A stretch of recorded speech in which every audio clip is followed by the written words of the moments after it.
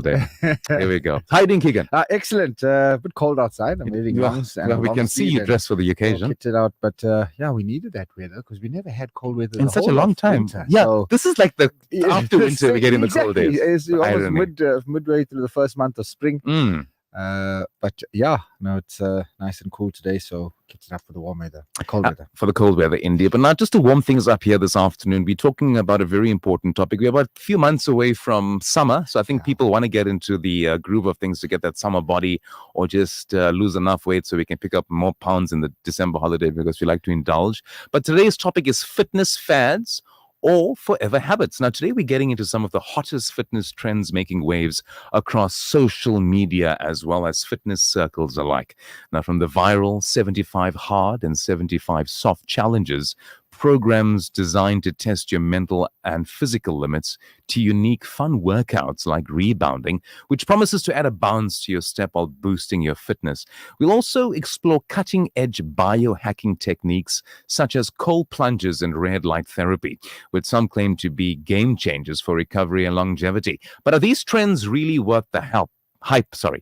And how do you know which one is right for you? Whether you're a fitness enthusiast or just starting your health journey, we're going to break it down this afternoon with our expert guest today, Mr. Keegan Serum, and we're going to give you insights that you will need to navigate this ever-evolving world of fitness. Keegan, interesting topic, fitness fads or forever habits. I think when it comes to sort of the fitness fads, people like to just train for a specific period of time, 2-3 months, they lose about that 5 kgs, and then they feel, now I've done my job, now I can just go back to life as being normal. But they don't understand that when it comes to maintaining a certain physique or a certain lifestyle, it's something that is incorporated daily, which becomes your lifestyle. Exactly. So talk to us about the difference. It becomes a way of life, and it goes on perfectly from what you were talking about earlier. You know, you spoke about Islam and the Quran, and 1,400 years later, people are still, it's true.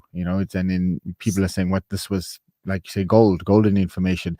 And I think when it comes to fitness, we need to understand that also the older information is also the gold. And I always look back at Arnold Schwarzenegger and the guys that trained in like the early 1970s, and they had none of these fancy bands and all these exercise fads that you see, and they had bodies that really could stand up on the world stage these days.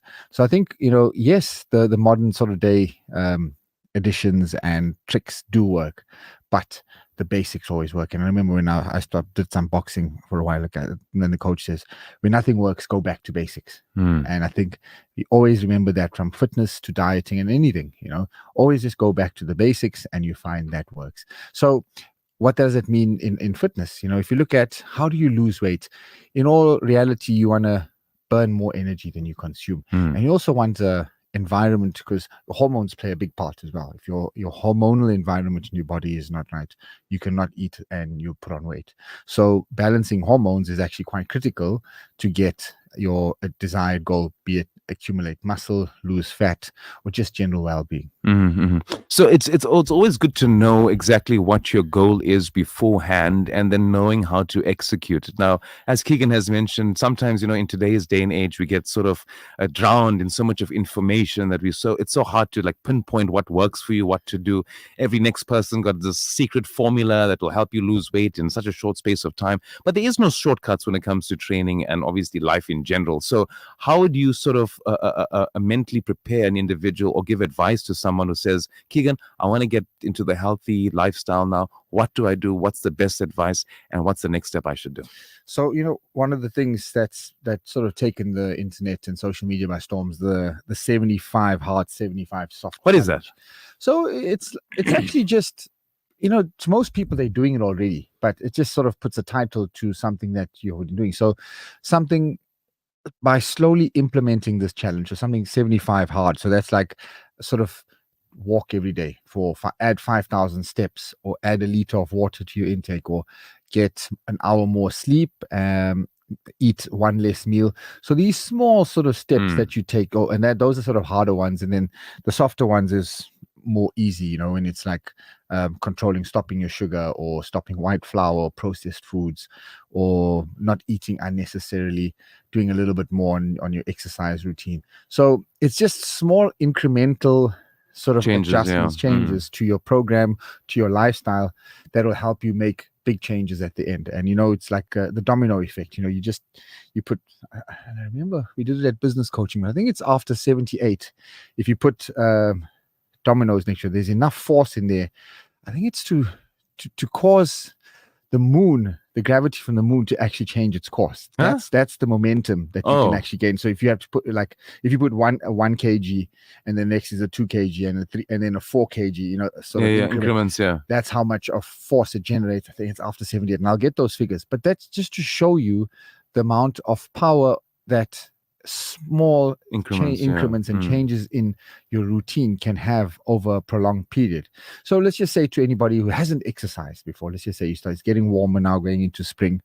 What can I do? So you look at your diet. Firstly, generally, every day people have 2 servings of processed food. So I say processed food, it's food that comes out of a factory. So food that comes out of a factory is generally something in a packet with a barcode. So let's just say biscuits. Most people have.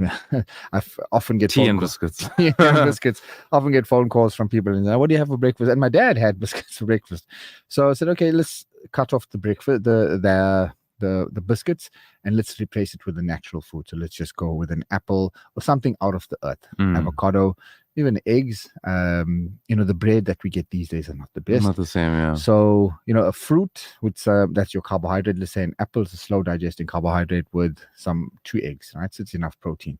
Let's replace your tea and that with that. If you want your tea, let's go black tea, without milk, without sugar. We're going to get the metabolic boost from the caffeine in the tea. So it'll keep you energized, keep you going, and then add a cup of water, ice water preferably. So those are small changes you've made just to your breakfast. If you're not training, so let's just get out and do 4 to 5. Let's not count our steps. Let's just say a 20-minute walk, right? So be it around the walk, around the park, or around your block, or just walking down to get bread or whatever you get from the shop, your groceries, your daily airtime, whatever it may be. So that alone now is you expending your energy, expending more energy. Come to supper, reduce your carbohydrate intake, because at night, if you're not going to be very active, you don't need to be eating carbs. So those small, you do that consistently over time, and you see after week 1, you add in 1 more small meal, or you add in 5,000 more steps. Eventually, you look back after 8 weeks and you're easily eating 3 good clean meals, no processed foods. You're drinking 4 liters of water. You're getting enough protein, you're getting enough sleep, and you're like, whoa, that's a huge change in 8 weeks. Then you actually want to challenge yourself, and then you want to actually go join the gym or lift something that makes it's a challenge. Because people always say, Keegan, how do you train twice a day? You wake up, but it's something that I've done for 25 years. It's literally incremental changes over decades, and it's second nature for me to wake up. And most people that exercise, that do an hour exercise, it's easy for them. It's second nature. And then they'll add in a second session. Okay, I'm a little bit obsessive because it's my business, and like I said, I've been doing 25. But to get to this stage, it's been small changes and additions to my routine over time. And if you do that, it's like I said, the small, add in a few steps, reduce your food intake there. Eventually, after 10 weeks, you look back and you'll be like, whoa, I've done a lot of changes. It's all just making small adjustments to your life. And I think a lot of people say, yes, okay, let's do that. The excitement is there from the start. And then about 7 days in or 8 days in, then they're like, oh, I can't do this. I'm not seeing the results that I want. Yeah. So what is the trick to keep people motivated? I think, I've noticed when people set goals for themselves, I'm getting married, or I'm going for a holiday. Now I need to lose 6 kgs. They can do that with ease. Because they know it's going to be one of those things, or they want to train for or look good for an event that's taking family events, so they don't look good for their family. Yes. So those things, people, they get into the zone and they stay there. But how is it for a person if there's no occasions that you just need to stay good and healthy on a day-to-day basis continuously? Like you mentioned, you're doing it for the past 25 years. Now, what happens if, they say you can't teach your old dog new tricks. I'm 40 years old and I want to get in now. I'm seeing that, my health is not the same way it was 10 years ago. What do I do? How do I always stay motivated? What's going to drive me? And just make sure that I do a complete 180 with my lifestyle. Yeah. You often need sort of a turning point in life, or almost a painful experience to make you get there. But if you have, if you have the patience, or you have the sort of determination to do it yourself, albeit that's what you want, joining people that are like-minded, that helps you attain the goal, because True like you story. say, if everybody is doing an hour of exercise a day and you're not, then you're the odd one out. So like we say, the company you keep is very important. very integral.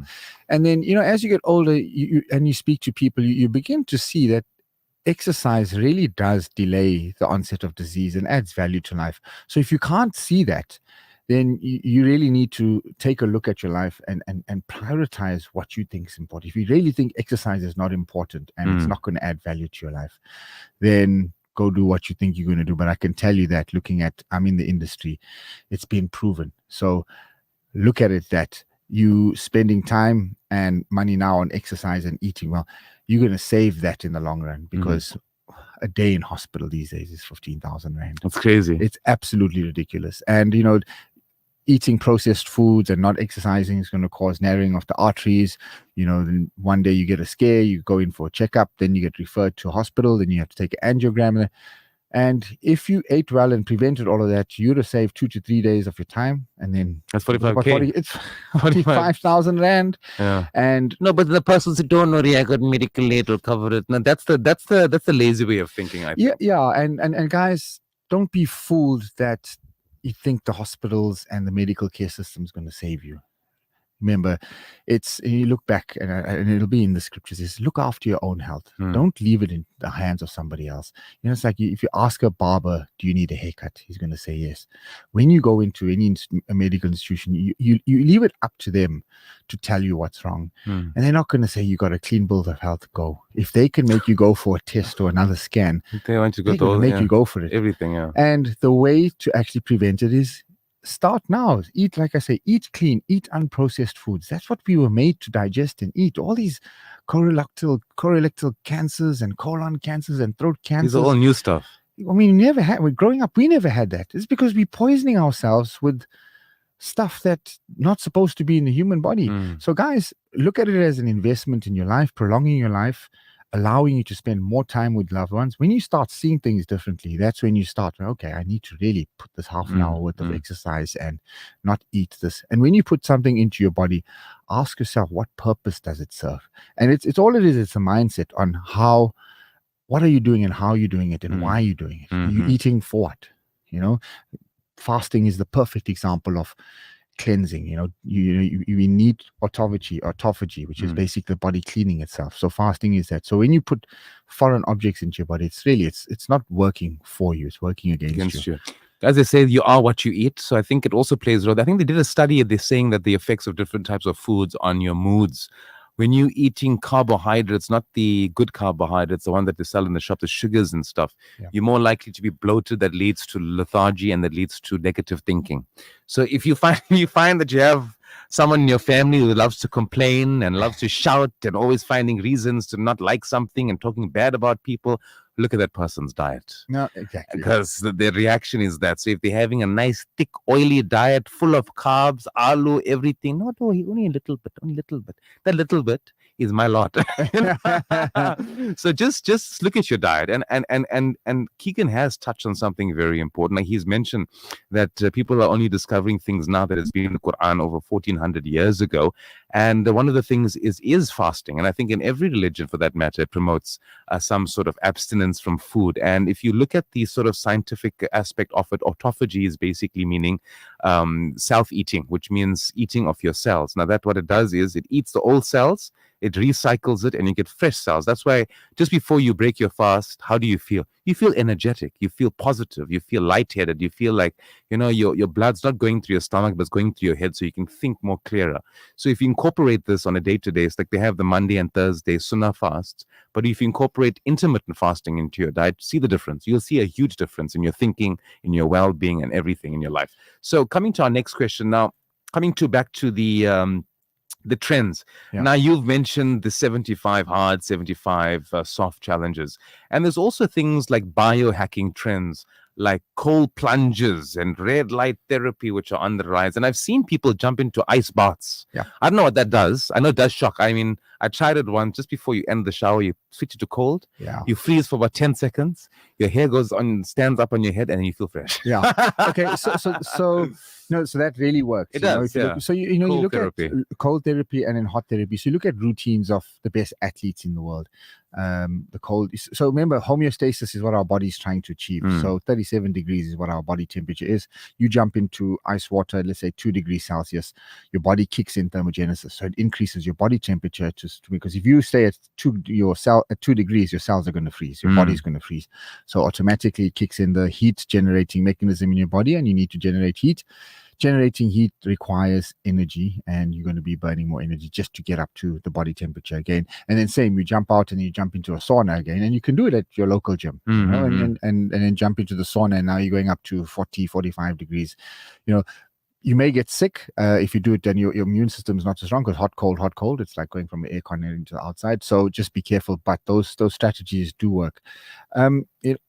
Coming back to that's, you know, the 75 hard, 75 soft, you know. So, you know, speaking to a friend at gym, and his mum never exercised. She was quite fit. And so she had pain in her lower back, and then she went in for a scan, and they found out that she had degeneration of the discs, which is basically lack of movement and exercise. So guys, if you think exercise is not important now, it may not be important now, but as you get older, late 50s, late 60s, all catches up with you. Things start to happen. The body is not the same. So if, you know, like now they have to, she's in continuous pain, so it's either operate and put you at risk of getting some other infection, or you could have prevented that by being a little bit more active, strengthening the muscles while she was younger, eating a higher protein diet, you know, getting physically strong. You look at somebody who's been training, not necessarily weights, but outdoor activities, walking, from 50 years old to 70 years old, versus someone who just does sedentary work. You know, the person that's been doing the physical work. Remember, guys, that's what we're designed for. So look at it as preventative medicine. And with the whole health industry and the medicine industry focusing on curative medicine, there is almost nothing or no emphasis on preventative, and how powerful preventative medicine can be in prolonging your life. Remember, it's an industry that is actually quite cheap to implement. If you look at it, exercise is free, but you know, who's going to profit from that? No one really. So they'll start making you believe that, hey, it's fine for you to get sick. We'll take care of you in hospital. They will, but at 15,000 Rand a day. Yeah, they're always finding ways. Because remember, now people are more like, they're not caring about helping you. They're caring about how they can help themselves through you. Yeah. So just be careful when you sort of get the advice, and do your own research. I mean, you got the sort of palm of the whole world in the palm of your hand, so you have no excuse not to get the right knowledge. Now, just to conclude here this afternoon, with so many fitness trends emerging, how should someone decide which is worth trying? What factors should they consider before diving into new fitness challenges or even routines? Just do one that you enjoy. And that's the first thing, is, and try and do it with somebody that, you know, a friend or a gym partner or a spouse, or even, you know, your daughter or your child, you know, so you start together, do it together. So the main thing is, if you enjoy it, you're gonna do it for a longer period of time. And the longer you do something, the more consistent you get, and the better the results. So that would be my first thing, is pick, you know, especially the soft challenges, pick something you enjoy. So be it take the dog for a 5-minute walk today, and then a 10-minute walk next week, and so on. So build and accumulate from there. So, and set yourself small, achievable goals. You know, we often, same as in business, we tend to not celebrate our wins. You know, we keep chasing. And when we achieve it, we want something more. Same with weight loss. You know, you want to lose that 5 kilos, you drop it, and like, and you start becoming obsessed.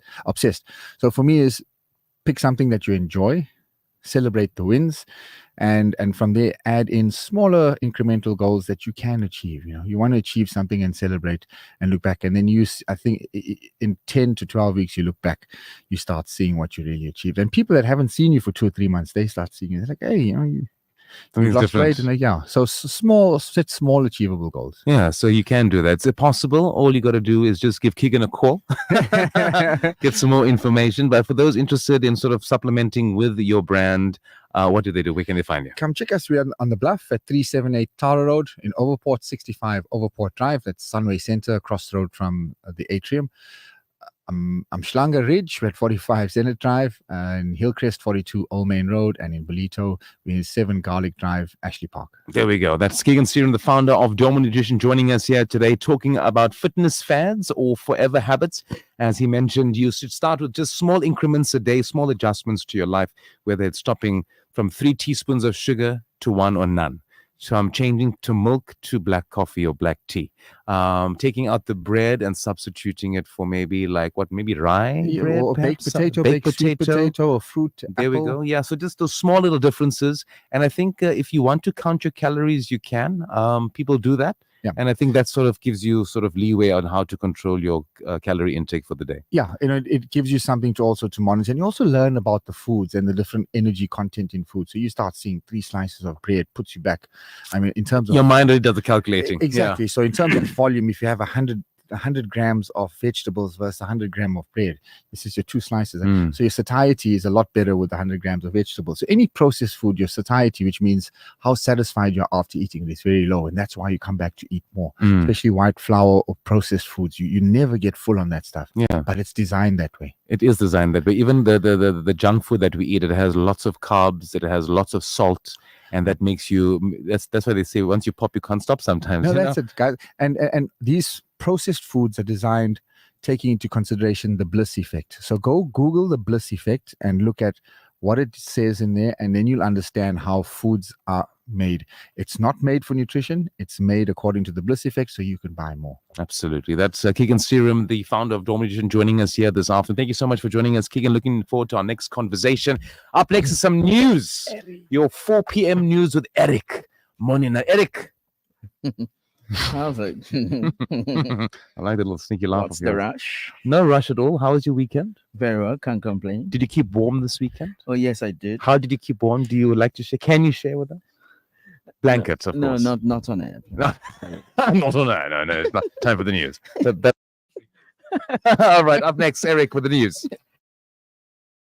Looking for the perfect Umrah experience? Look no further. One Stop Travel and Tours brings you exclusive Umrah group packages with Qatar Airways departing from Johannesburg. Enjoy a seamless journey with flights, accommodations in Makkah and Medina, and visas all included. Experience spiritual peace with Ziyarat Tours guided in English. Departure dates start from December 25th, returning by January 14th. For a stress-free, soul-enriching Umrah journey, call One Stop Travel today at 031-271-2800. One Stop Travel and Tours. Your pilgrimage, our priority. Radio Ansar. An informative Islamic global perspective. This is Al Ansar News.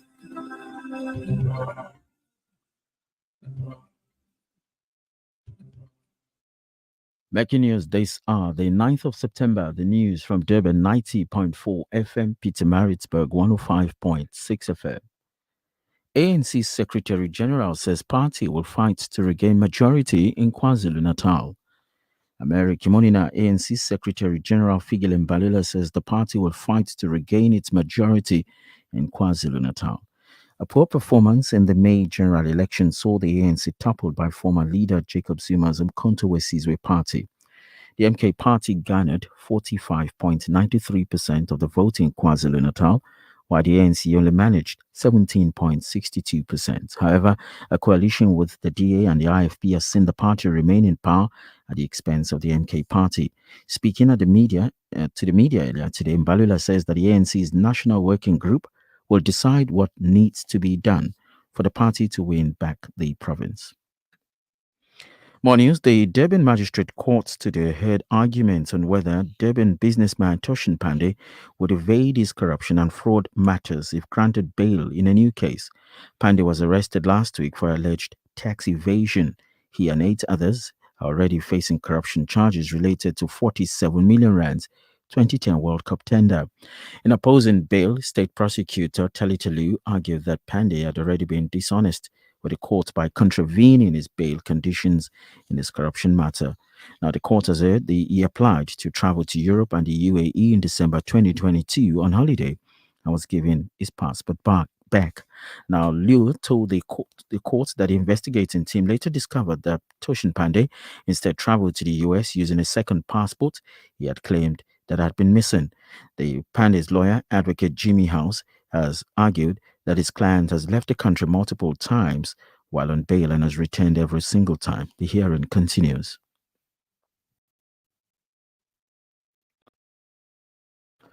More news. It has been over 6 years, and some families are still waiting for justice after the deadly listeriosis outbreak. Over 200 people died and thousands were affected by bacteria at the Tiger Brands factory. One Fosler's family lost their 11-year-old son, while yet another in Twana told local media that a 9-year-old daughter was diagnosed with meningitis as a result of the contamination. Now, families want to know why no one has been held accountable. Tammy Malusi of the Richard Spoor attorneys says Tiger Brands has been evasive. The case definition was S-6. That was proven back in 2018 already. But further evidence has emerged, which has been peer-reviewed, which proves beyond any doubt that Tiger Brands is responsible, and they're still resisting. They haven't put up a defense. All they've done is to make bad denials on their papers. They haven't filed any expert reports 6 years into the litigation. They've done nothing except to deny and then go in the press to say that they would like a speedy resolution of the matter, when we have presented them with options of how to resolve this issue quickly, and they have not accepted any of those proposals. Pastor Pasagam Barrow-Motsoeneng is back in court challenging the decision to deny him bail. The self-proclaimed prophet was arrested after a viral video showed him, his son and bodyguard brandishing weapons at teachers and community members at the Cathleon Primary School, southeast of Johannesburg. He is alleging victimization and prejudice in police custody. The court denied bail to both Mboro and his bodyguard, saying they failed to provide sufficient evidence to justify their release. A state prosecutor has this to say on the matter. We're laying a basis for the application to come out. The evidence that is given is leading to this argument. I think my learned friend's remarks are best reserved for argument when we do argue the application eventually. With regards to the legality thereof, the state is busy laying a foundation as to what is leading to this application before court today. And I think we should be allowed to proceed with this application and let the witness testify. They're going to cross-examine him. In your international story, the Pakistani military and the civilian government have indicated in recent days that former Prime Minister Imran Khan, who has been imprisoned since August last year, might now be tried in the country's secretive military courts.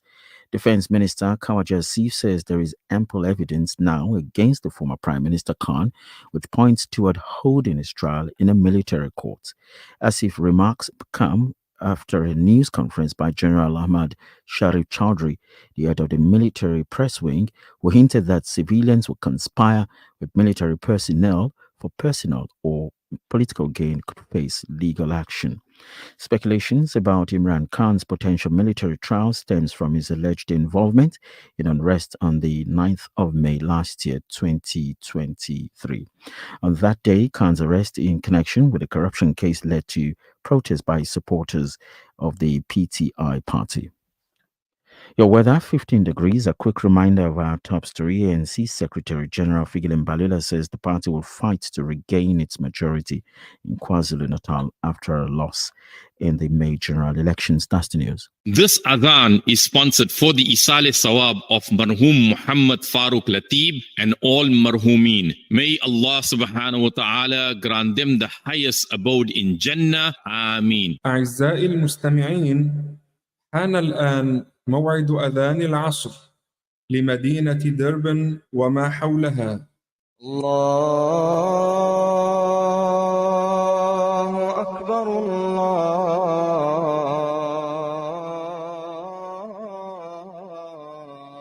الله أكبر الله أكبر أشهد أن لا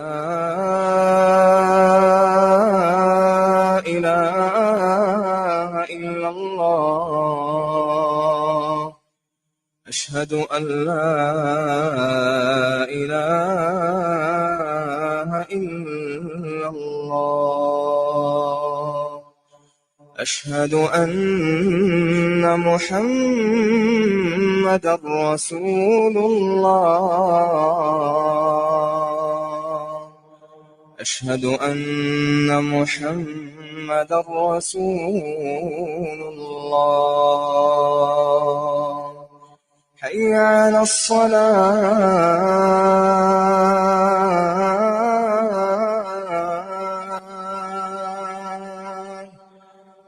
على الصلاة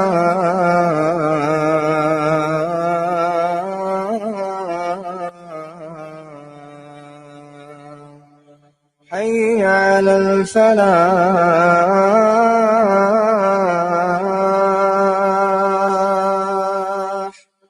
حي على الفلاح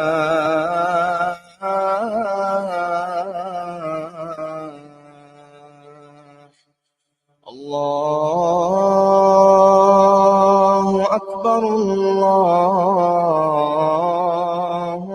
أكبر لا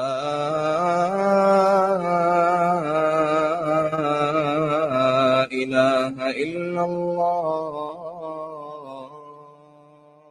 اللهم رب هذه الدعوة التامة والصلاة القائمة آت محمدا الوسيلة والفضيلة وابعثه اللهم مقاما محمودا الذي وعدته وارزقنا شفاعته يوم القيامة إنك لا تخلف الميعاد. This dua brought to you by Simplex Radio, South Africa's leading retailer of appliances, car sound and home theater systems.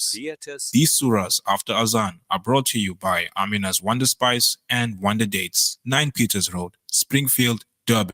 بسم الله الرحمن الرحيم قل هو الله أحد الله الصمد لم يلد ولم يولد ولم يكن له كفوا أحد.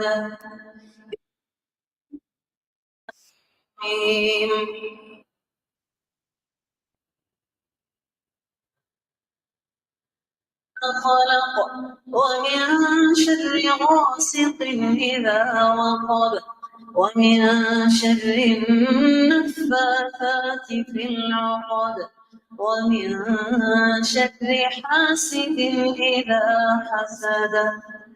بسم الله الرحمن الرحيم قل أعوذ برب الناس ملك الناس إله الناس من شر الوسواس الخناس الذي يوسوس في صدور الناس من الجنة والناس. This salah is proudly brought to you by Khan's Chemical Industry. May this salah enlighten your soul and bring about endless blessings throughout your day. الله أكبر. سبحانك اللهم وبحمدك وتبارك اسمك وتعالى جدك ولا إله غيرك. أعوذ بالله من الشيطان الرجيم. بسم الله الرحمن الرحيم.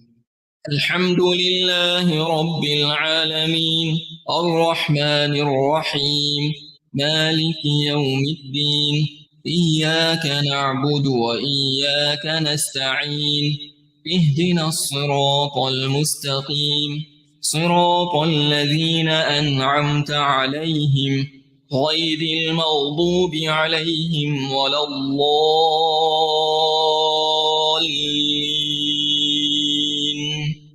آمين.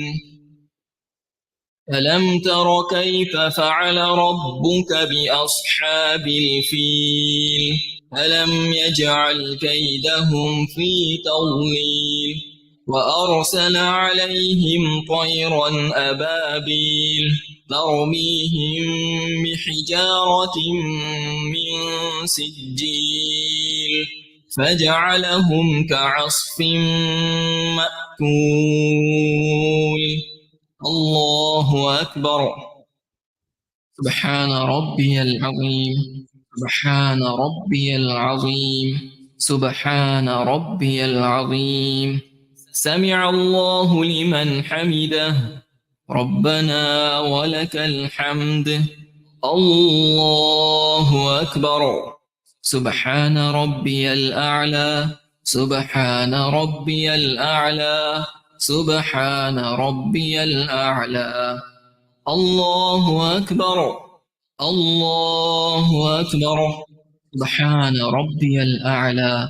سبحان ربي الأعلى. سبحان ربي الأعلى. الله أكبر. بسم الله الرحمن الرحيم. الحمد لله رب العالمين الرحمن الرحيم مالك يوم الدين إياك نعبد وإياك نستعين اهدنا الصراط المستقيم صراط الذين أنعمت عليهم غير المغضوب عليهم ولا الضالين آمين. بسم الله الرحمن الرحيم.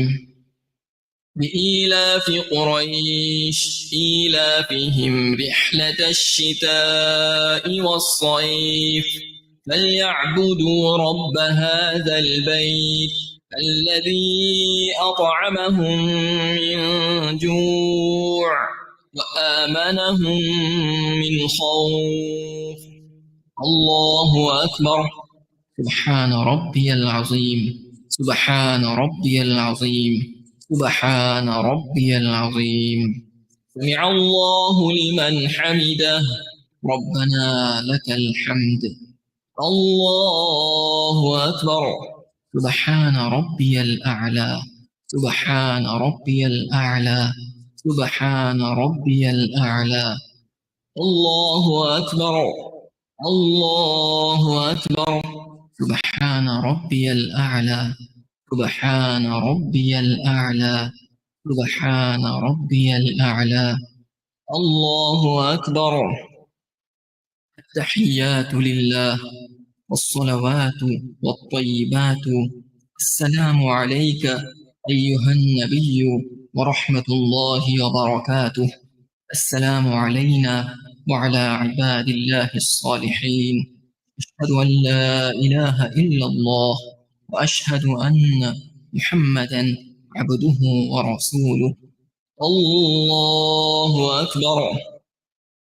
الحمد لله رب العالمين الرحمن الرحيم مالك يوم الدين إياك نعبد وإياك نستعين اهدنا الصراط المستقيم صراط الذين أنعمت عليهم غير المغضوب عليهم ولا الضالين آمين. الله أكبر. سبحان ربي العظيم. سبحان ربي العظيم. سبحان ربي العظيم. سمع الله لمن حمده ربنا لك الحمد. الله أكبر. سبحان ربي الأعلى. سبحان ربي الأعلى. سبحان ربي الأعلى. الله أكبر. الله أكبر. سبحان ربي الأعلى. سبحان ربي الأعلى. سبحان ربي الأعلى. الله أكبر. بسم الله الرحمن الرحيم. الحمد لله رب العالمين الرحمن الرحيم مالك يوم الدين إياك نعبد وإياك نستعين اهدنا الصراط المستقيم صراط الذين أنعمت عليهم غير المغضوب عليهم ولا الضالين آمين. This Salah was proudly brought to you by Khan's Chemical Industry. May this Salah enlighten your soul and bring about endless blessings throughout your day. Having a clean, comfortable home is every homeowner's pride. That's why Khan's Chemicals have developed and manufactured prime yet affordable quality household brands Starlight, Miracle Mum, Exterminate, and Angie to care for your home and family. With a wide range of fabric softeners, dishwashing liquids, bleachers, and all-purpose cleaners, pine gels, bubble baths, and much more. Khan's Chemicals ensures your home remains our number one priority. For sales and other inquiries, call 011 933 4021. Khan's Chemicals, cleaning your home the way you want. Looking for the perfect Umrah experience? Look no further. One Stop Travel and Tours brings you exclusive Umrah group packages with Qatar Airways departing from Johannesburg. Enjoy a seamless journey with flights, accommodations in Makkah and Medina, and visas all included. Experience spiritual peace with Ziyarat Tours guided in English. Departure dates start from December 25th, returning by January 14th. For a stress-free, soul-enriching Umrah journey, call One Stop Travel today at 031 271 2800. One Stop Travel and Tours. Your pilgrimage, our priority. Craving something sweet? Then come on down to the Muslim-owned Waffle On Cafe at Saxony Westwood Mall. Dive into our scrumptious waffles, pancakes, and savory waffles, or try our irresistible croffles. Quench your thirst with our gourmet milkshakes. Planning a kids' party? Then we've got you covered. Find us at the food court Sundays to Thursdays, 9 a.m. to 8 p.m. Fridays and Saturdays, 9 a.m. to 9 p.m. Waffle On Cafe, where dessert dreams come true. Yum. Power your drive with confidence at Battery Base. Get reliable performance and long-lasting energy with our premium car batteries. We've got the power to keep your journey worry-free. Charge ahead. Choose Battery Base. 470 Felix Dlamini Road, Overport. Or call 083 786 4879 031 207 4800. Manufacturers of the new ZN number plates. SABS approved, made while you wait. Looking for the perfect Umrah experience? Look no further. One Stop Travel and Tours brings you exclusive Umrah group packages with Qatar Airways departing from Johannesburg. Enjoy a seamless journey with flights, accommodations in Makkah and Medina, and visas all included. Experience spiritual peace with Ziyarat Tours guided in English. Departure dates start from December 25th, returning by January 14th. For a stress-free, soul-enriching Umrah journey, call One Stop Travel today at 031 271 2800. One Stop Travel and Tours. Your pilgrimage, our priority. Assalamu alaikum, welcome back. It is a social network right here on Radio Al Ansar. Just a reminder of our riddle here this afternoon. When something like this, we've got a few minutes left to answer. So let's see if you can get those brain cells activated nice, quickly and efficiently. All right, here it goes. It went something like this. They have not flesh, nor feathers, nor scales, nor bone, yet they have fingers and thumbs of their own. So what are they? 0609041056. And Sister Asmat, who's requested the link for the Umar ibn al-Khattab series. I'll be sending it to you now on WhatsApp. If anybody else wants it, I can send it to you via WhatsApp, the link, so you can have a look for yourself. But up next, we're going to go to the lines all the way to the Gauteng province. We're going to welcome Sister Safira Kaka here this afternoon. She is a radio personality and lifestyle individual as well, talking about today's topic is talking about the mighty watermelon. Now, today we have a very special guest, Sister Safira Kaka, as mentioned, joining us to discuss her latest children's book. Wow, The Mighty Watermelon. It is a story filled with meaning, told in a way that young readers can understand as well as enjoy. The book is currently available for pre-order, and there's much more to it than meets the eye. Stay tuned as we explore the inspiration behind this project and the impact it is aiming to have. Sister Safira, assalamu alaikum, and welcome back to the airways of Radio Al Ansar. Thank you so much for inviting me back to the show. It's wonderful to be here today. And thank you so much for joining us here this afternoon, Sister Safira. Now, you've written a book. Well done. Congratulations, firstly. It is just I haven't had enough on my plate this year. Yeah. It's a podcast, going to Hajj, writing a book, doing my show. I feel busy. Alhamdulillah. It seems you are keeping very, very busy, but I think it's always nice to pursue your passion and do things that make you happy. And I'm sure this is definitely something that makes you happy, but also in the same breath, it's during a time where a lot of people needs to be aware of certain sort of politics and scenarios that are happening across the world. Now, The Mighty Watermelon is a children's book on Palestine that you wrote, Sister Safira. Perhaps you can share what inspired you to create this story that speaks to such significant issue while also being child appropriate. How do you balance the two? But tell us, how did this spawn? So the war just broke out in Gaza. And as you know, we've been looking at the images live on our phones of children blown and blown to pieces, decimated, decapitated. It's been devastating. We're seeing a genocide unfolding live in real time on our cell phones. And my little niece came to visit me. I think it was just before I was going to go for Hajj. It was actually last in December.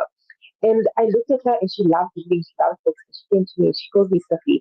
So she said, I need to read a little story. And I thought to myself, she's so innocent. How do you explain to children what's happening in this part of the world without the gore, without the details? And the story started to almost formulate in my mind. There's a specific scene in the book where the watermelons with olive trees and olive trees are talking to the watermelon and telling her about this beautiful farm that we live on and how the Khalil of Allah Islam was walking the farm with his sons. And this entire story starts formulating in my mind and I write it down. And I'm very private about my writing. I do write a lot. And this time I decided to share the story with a friend. And she said, Surf, you have to publish this. This is so good. And I don't think it's like amazing, but I just feel like I explain the story of what is happening in Palestine in a very child-appropriate way. So it follows the story of this tiny watermelon. She's on this farm and this beautiful land of olives, and she plays with the children and she talks to the olive elders. And then this angry blue bulldozer comes to the farm and tries to threaten them. And she has to learn into prayer, perseverance, and patience in order to defeat the blue bulldozer. So it's a very child-appropriate story. The story is very rich with metaphors. And I got Jihan Arakonat, who was the illustrator of the story, and she really, really brought my story to life with the most beautiful, intricate, amazing illustrations. I'm definitely going to send you a book to you so you can have a look at these illustrations. And yes, alhamdulillah, the story has been published. I got in contact with Gift of the Givers Foundation. There's some children from Gaza that have been evacuated, and I really want to use the resources of the book to get them therapy resources, especially the children who have gone through the trauma of this genocide. Absolutely. I think, these are very important stories to tell. And also it's good to educate even the youth and do it in such a tasteful way like you've done in your book. Now, the illustrations in the book, well, one would say would be vibrant as well as captivating. But how did you, as well as Jihan Arakonat, who is the illustrator, collaborate to ensure that the visuals match the message of hope and resilience in Palestine? So it's such an interesting process. I've never written and published my own book. I want to mention that this book, because the entire story has been self-published. So I didn't go through a publisher. I made sure that I researched how to publish a book.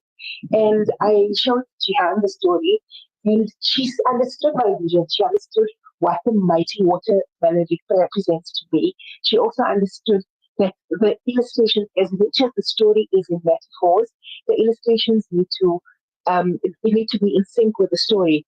So it was just such an amazing relationship. She just understood from day one. She ran with it. The story is as much hers as it is mine. And I'm so glad with the final product. I just hope everybody enjoys it. Just to give you a bit of a expand your imagination. Certain of the pages are Tatreez patterns, and Tatreez is the ancient way of storytelling in Palestine, where they would embroider fruits and flowers and little patterns into clothing and blankets, and this was the way of storytelling. So we have the Tatreez patterns, we have the likeness to one of the children. One of the stories that really affected me was Reem and her grandfather. Reem, who had this amazing relationship with her grandfather, pinned her earring to his clothing. And for me, that was one of the most devastating stories. I couldn't get over that. So there's the likeness of some of these children, because I want their memory to remain alive in these type of stories. And really and truly, I couldn't be more happy. I managed to get my final copies of the book on Friday. I'm so amazed that this has come to fruition. And I hope you guys enjoy it as much as I enjoyed it together. Alhamdulillah, and I'm looking forward to actually getting my hands on a copy of it. But tell us more about how you hope that this book will help children reading it, and even parents who come across it, not just financially, but also emotionally, and specifically how the proceeds will also from the book will be used. So talk to us about that part, how it is easy for the children to actually navigate themselves through the book. Also about the book financially, how can the finances made from the book, how it will be used moving forward? So there's three parts to it. Firstly, it's owning our own narratives as people that advocate strongly for free Palestine. All the authors that we grew up loving, like J.K. Rowling, he turned out to be a raging Zionist. So we've got to rely on our own community and we've got to tell our own stories. So that's another thing that I'm passionate about. I'm hoping this book will be a legacy left behind of something that I did. Perhaps my grandchildren can pick up this book and know that this is what I did and this was my contribution during a time when we all felt so helpless and we saw the genocide unfolding on our phone. Secondly, I did it in a very fantastical way. I'm of the opinion that, our children are innocent. We can't share with them exactly what's happening or unfolding, but I shared it in a way that engages imagination and fantasy, but also giving them an indication that in life there's good and then in life there's evil. But we rely on three things that I've learned from watching what is happening in unfolding Gaza, which is patience, perseverance, and patience and perseverance. And the most important thing is prayer. A central theme on the book is how the animals on the farm and the mighty watermelon and the olive, I call the olive trees the olive elders, all decide Hasbunallah wa ni'mal wakeel when their land gets threatened, and how they put their complete reliance on Allah Ta'ala. And then, of course, for me, it was very, very important to give back. I can't take a story from Palestine, Palestinian suffering, and not give back in a meaningful way. And I advocate on my platforms, on my show, on my radio program, very strongly for mental health. And I wonder about the mental health of children who have survived this genocide. So I collaborated with Gift of the Givers Foundation, alhamdulillah. There are some kids that have been evacuated, and inshallah, the proceeds, a portion of the proceeds of the book will be used to assist these children with therapy and resources, because we know getting funds into Gaza directly is quite challenging right now. Ideally, I would have loved to see everything into Gaza, but that is quite challenging. So I'm collaborating with them, inshallah. Everybody updates. The book has opened for pre-order currently on my website, safira.co.za. And I'm hoping, inshallah, we have a good response so we can really make a meaningful contribution to the cause of helping and assisting these kids who have been evacuated from Gaza, inshallah. Amin, Summa, Amin. Sister Safira, there is a time, unfortunately. I've still got tons of questions to ask you, but very quickly, I think the main question is, if our listeners were to get in touch with you, find out more about your book or where to purchase it, how can we do so? As I said, I self-published this entire endeavor. It hasn't been easy, but I am hoping, inshallah, you guys will enjoy this book. It is appropriate for any ages. You can read it to your kids. It's great for intermediate students. You can read it yourself. I hope you enjoy the story as much as I enjoyed putting it together. The book retails for 250 yen, excluding shipping. And inshallah, pre-orders are currently open for only this week on my website, safira.co.za. You can click on the Mighty Watermelon information and then you can just pre-order your book. You can also check out my page at I'm also visiting schools because concurrent to this campaign, I'm trying to promote literacy within kids and get them to enjoy books and enjoy reading. So I'm going to be visiting schools around the country and communities around the country, reading the book to kids and hoping that it will instill in them a love for books and reading. And also I'll be selling my books wherever I'm going to be going. So hopefully you guys will follow the page at the Mighty Watermelon on Instagram, and pre-orders are open at my website, safira.co.za. I'm hoping to reserve it soon for launch, inshallah. Amin, Summa, Amin. And you can definitely come on down to the Al Ansar shop, and we'll definitely love to host you there as well. And Sister Safira, well done once again on the Mighty Watermelon. We wish you all the best with the success of it, inshallah. And looking forward to chatting to you again in the next book, inshallah. I have too many grey hairs. I think I need to stop with doing things this year. So I'm going to take the rest off. Absolutely. Will be, inshallah. Inshallah, Amin. Jazakallah khair, Sister Safira. Wishing you all the best. We'll chat to you soon. Have a good one. Assalamu alaikum. That was Sister Safira Kaka joining us here, our radio personality, and now writer as well. So well done to her, the Mighty Watermelon. Very quickly, here's your riddle. They have flesh, no feathers, no scales, no bone, yet they have fingers and thumbs of their own. What are they? And the answer is it's gloves. It is gloves indeed. A big shout out to those who've answered it. Sister Firoza gets it right. Sister Razia gets it right. And who else do we have here? Brother Ismail says, Salams, brother. Well, how's it going? What kind? Sister Ruqayya, very quickly, focus on your character, not your reputation. Focus on your blessings, not your misfortune. Worry never. Steal the sadness of tomorrow. It only takes away the joy of today. Salams to the team as well as the Ummah of Rasulullah sallallahu alaihi wasallam. And yes, that brings us to the end of the show. Big thanks to Brother Ted for doing a phenomenal job as usual. To Sister Rebecca, Brother Muhammad Ayaz, Brother Keegan, and Sister Safira joining us here today. And a big shout out to you, our wonderful listeners. Up next is the afternoon jam with Brother Ted and Brother Fahim taking up to 6 p.m. And then thereafter, Siraj Basa with Straight Talk taking up to 7 p.m. this evening. For myself, Brother Zahir, and the team, until next time, look after yourself as well as one another.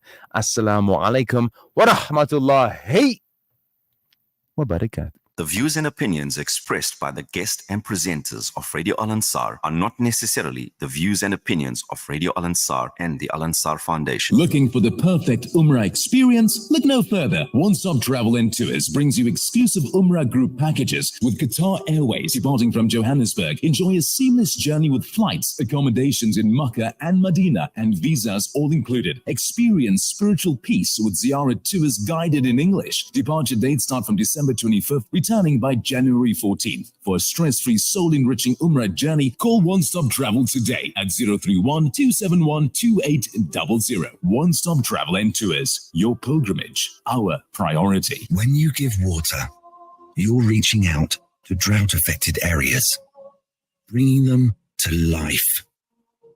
Fresh water to drink, to clean, and to grow. That's the power of water. Donate now to Islamic Relief. Radio Al Ansar, Durban, 90.4 FM, Peter Maritzburg, 105.6 FM. The views and opinions expressed by the presenters and guests of Radio Al Ansar are not necessarily the views and opinions of Radio Al Ansar and the Al Ansar Foundation. يا من هو الله الذي لا إله إلا هو الرحمن الرحيم الملك القدوس السلام المؤمن المهيمن العزيز الجبار المتكبر الخالق البارئ المصور الغفار القهار الوهاب الرزاق الفتاح العليم القابض الباسط الخافض الرافع المعز المذل السميع البصير الحكم اللطيف الخبير الغفور الشكور العليم الكبير الحفيظ المقيم الحسيب الجليل الكريم الرقيب المجيب الواسع الحكيم الودود المجيد الباعث الشهيد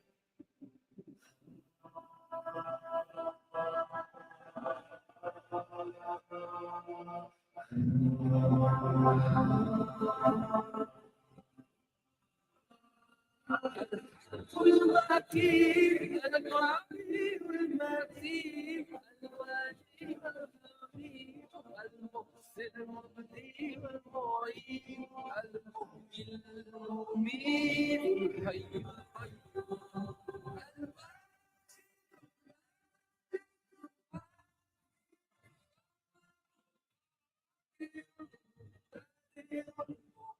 القيوم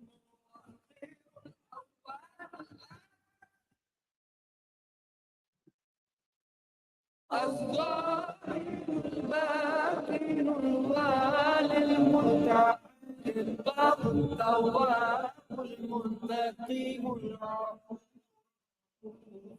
مالك الملك ذو الجلال والإكرام المكثر الجامع الغني المغني المانع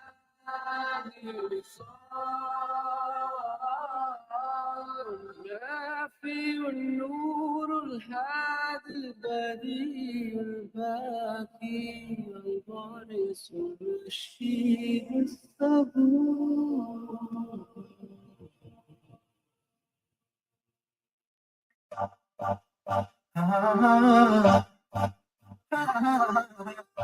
أعوذ بالله من الشيطان الرجيم. بسم الله الرحمن الرحيم. Assalamu alaikum wa rahmatullahi wa barakatuh. Welcome to the afternoon jam right here on Radio Al Ansar. Coming to you from a very, very cold Pietermaritzburg. Ted, how are you? I might not be just as cold as you, but I'm freezing as well on my side. Durban is not. Yeah, I believe Durban is pretty cold. Yeah, just from the morning, it's been freezing cold. Wind. It's it's the worst combination when it's raining, it's cold, and the wind is also blowing cold wind. It's like it was very hard to get out of bed, to say the least. PMB is icy. It's a biting ice. You know, it's like biting into you. I'm like, whoa, so cold. Yeah, that type of freezing is never nice and never cool. But it's weird that we're feeling like winter when we should be feeling spring. Yeah, it's strange because we are in spring, but this is like hardcore in the middle of winter. Absolutely. But if you want to keep warm and stay in a bubble of heat and warmth and comforts, you're in the right place at the Afternoon Jam right here on Radio Al Ansar, 90.4 FM in the Durban region, 105.6 in the Pietermaritzburg region.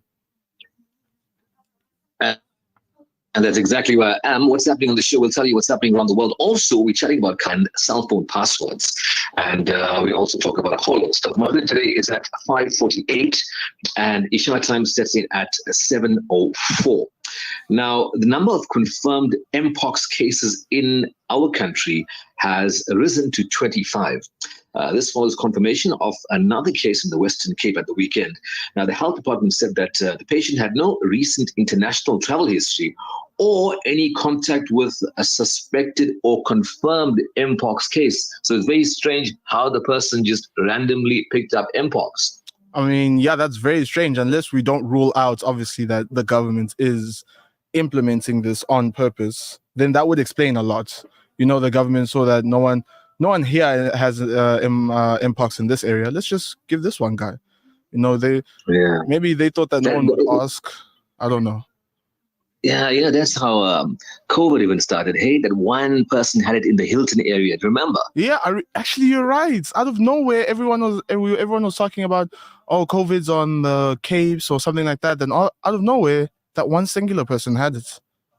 He had it in Hilton, and he had recently traveled to Italy. That's what the story was. Okay, so they're saying that's where he picked it up from, and suddenly it just went wild. Let's hope, inshallah, it's not the same thing like this with Mpox, where they say, okay, it's rising slowly, all of a sudden just blows out of control. Yeah, let's definitely hope. But people who also need our hopes, prayers, and duas are the people in Vietnam, because the death toll in Vietnam from the typhoon Yagi, if I'm saying that right, jumped to 59 just the other day. The state media reported today a business leader said the storm had been a disaster for the country's vital manufacturing sector. So the whole manufacturing sector is up in shambles, and that brings in a lot of their GDP for the country. Now, Yagi, according to the meteorologist, the most powerful typhoon to hit the northern Vietnam in the last 30 years, downed bridges, roofs, or tore roofs off of buildings, damaged factories after making landfall on Saturday, carrying winds of, get this, 149 kilometers per hour. Can you imagine wind moving that fast? It's very fast. That is very, very fast. It's strong winds. It's extremely strong winds. I know, and to get a typhoon of that magnitude, our prayers and duas go out to them.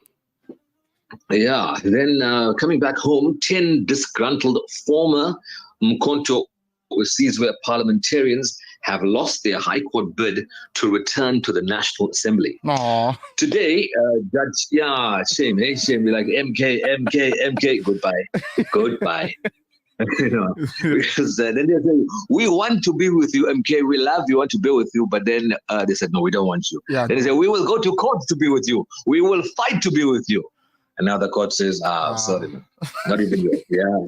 Today, the judge, Kate Savage, there's no pun in the name Savage, but dismissed the application for an urgent interdict with costs, saying that the applicants had failed to show that they have a right to be reinstated as members of parliament until such their time as dismissal by the party is reviewed. So until the party reviews why they were dismissed, They have no right to be back in parliament. The group of 10 also told the court last week that they had given up their jobs to become MPs. And now the expulsions, as claimed by the bishop, were actually bogus. But that's quite a hectic situation where you've given up your normal job in order to become an MP, and now they expel you from the party. Yeah. Now what do you do? I mean, and then they say, "Oh, I have no idea what you're talking about. I didn't say you should leave. You guys left on your own accord." That's I mean, that's a tough position to be in. But the part that I found interesting that you said is like they have the rights back into parliament. I thought your way back into parliament was something that you have to prove or show your valor and your honor for. You, I don't think anyone should be just that was a mistake. Oh, sorry, come right back in. Especially when I may not know them personally or like one by one, but I think let's reevaluate and let's check their career paths. Let's give them another job interview. Basically, let's start them from scratch. Let's see if they are capable of making a difference to the country. Yes, before we just let them back into. I mean, when you sweep out a cockroach outside, you don't go, "Oh, shame, it's raining. I'll bring him back in." No, you keep it. You keep it outside. You keep it outside in the rain. Yeah, you keep it outside in the rain. Yeah, exactly. Oh, man, I don't get this. It's crazy, man. It's crazy. It's crazy. We got some good news though. We're going to be introducing some games, and we have some fantastic prizes from Sukasa coming up with the show. Sukasa has a great range of furniture and a whole lot more. So we're really excited and looking forward to that. I mean, we definitely are with the games and especially the prizes. I mean, Sukasa has a wide range of furnitures. If you ever want to make your ladies, I know you're listening. When you're looking at your house and you want to make it more homey, more safe, more what's the word I'm looking for? Inviting, enticing. Sukasa is the place. I guarantee you this. I took my mother there the other day. I couldn't get her out. I couldn't get her. Oh yeah. I couldn't get her out of the place. That's excellent, man. Excellent. I came across something. So yeah, I look forward to that. So stick around and stay tuned to the Afternoon Jam because we have some exciting things coming up in the next couple of weeks and months as well. But I came across something very interesting. That there's a hadith that says Abdullah ibn Harith narrates that I did not see anyone smile more than the Prophet sallallahu alaihi wasallam. Okay, so smiling is a sunnah. It's a good thing. It's what the Prophet ﷺ used to do, is smile. And then it came that I came across the benefits of smiling. Do you know that? I mean, okay, smiling increases your beauty because most people have a nice smile and they look better. A person looks better when they're smiling as opposed to when they're frowning or when they're just straight faced or just serious faced. So smiling increases your beauty. Also, smiling enhances your mood. Smiling also promotes success and confidence. Guys, let me keep that in your mind. The smiling also promotes success and confidence. And for someone who is stressed out and suffering from anxiety, smiling relieves your stress and anxiety. Smiling also boosts your immune system. Smiling lowers your blood pressure. Smiling is medication for your body and mind. Smiling is a source of inspiration to others. Smiling helps you stay positive. Smiling is contagious and positively impacts on others. And when you give someone a smile, if you smile at a person, a stranger, you're walking in the street, you're walking in a shopping mall, you smile at them, they will, most of the time, they will smile back unless they're just stuck up people. But they will smile back. So one smile makes another smile. So there are so many benefits of smiling. And it is also sunnah to smile. It does not cost a cent. And it can make a person's day. Just smiling. You don't know, a person might be having a bad day. You just give them a smile, like, hey, how are you? Just give them a smile. It makes them feel better. Peps them up, picks them up. So we should all smile more often. You're a big smiler, so it's fine. But you don't smile at the wrong people. No. Yeah, I definitely don't smile at the wrong people. I make sure that the person who I'm smiling in is, well, first of all, will either receive it, but also I can see, how you can feel how someone's having a bad day, and you can just, like you said, with all those benefits attached to it, a simple smile. And also, get this, adding to your facts, it actually takes less muscles to smile than it does to frown. Correct. But we how often do we just tend to give a smile to people just for no reason? Smile at the cashier. You're at the shop, you're going to order something, or you're at the supermarket. Give them a smile. It doesn't cost anything, but and you come across as a more pleasant person. We come across as more pleasant people. So share smiles with people more often. It's a good thing to do. Absolutely. Well, it is now 10 to 5. Stick around and stay with us here on the Afternoon Jam, Radio Al Ansar. It's cold, eh? I'm telling you, this is icy cold, Maritzburg. Yeah. So keep warm.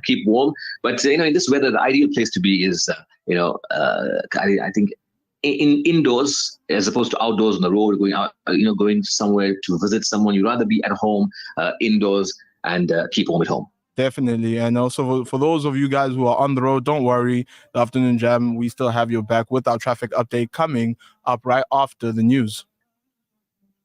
Well, we're hitting the news at 5 o'clock, but stick around. We will talk to you shortly.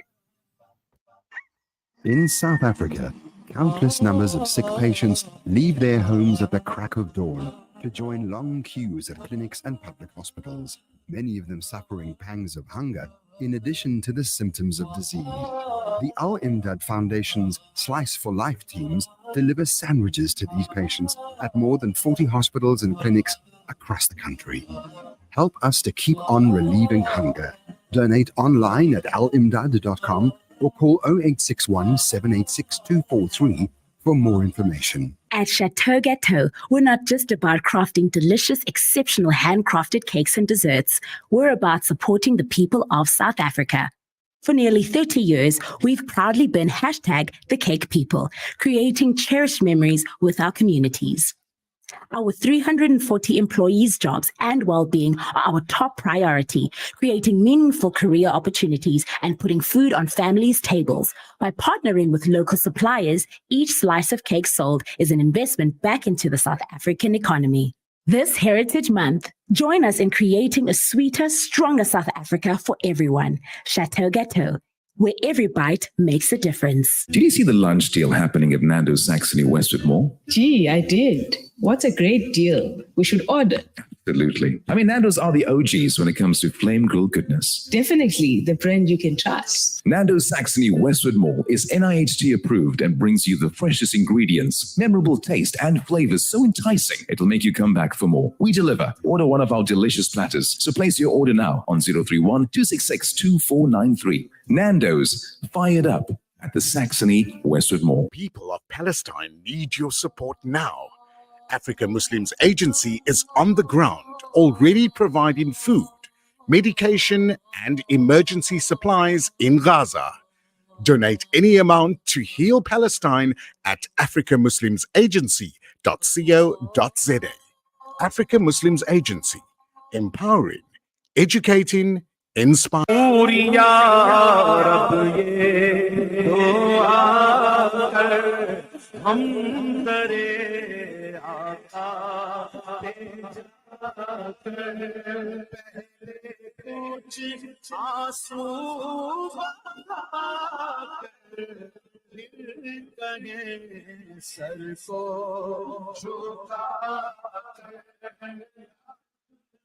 Looking for the perfect gift? Then look no further. The Al Ansar shop has a wide range of international brands of perfumes, books, games, and also the latest in kitchenware, trendy bags, and much, much more at all affordable prices. Visit us at 207 West Road, Overport, or call us on 031 208 1601. Al Ansar shop, your one-stop Islamic shop. The Outrage Slice of Life campaign. Since its inception, our Slice of Life has touched the lives of countless individuals through our distribution to schools, old age homes, orphanages, and deserving families within our community. This initiative has been instrumental in alleviating hunger. For only 9 Rand a loaf, you will be providing a family with their daily staple, bread. Donate now on www.alansar.org.za or call Outreach on 031 208 1601.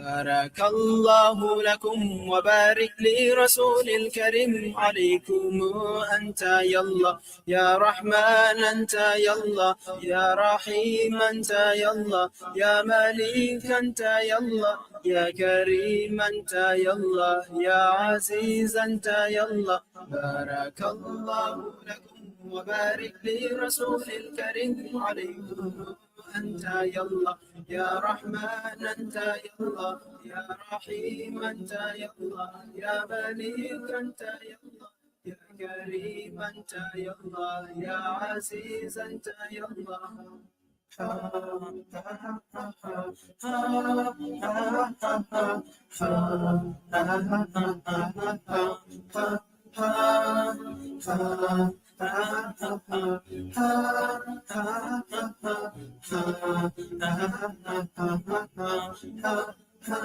يا رحيم أنت يا الله يا مليك أنت يا الله يا كريم أنت يا الله يا عزيز أنت يا الله يا رحيم أنت يا الله يا مليك أنت يا الله يا كريم أنت يا الله يا عزيز أنت يا الله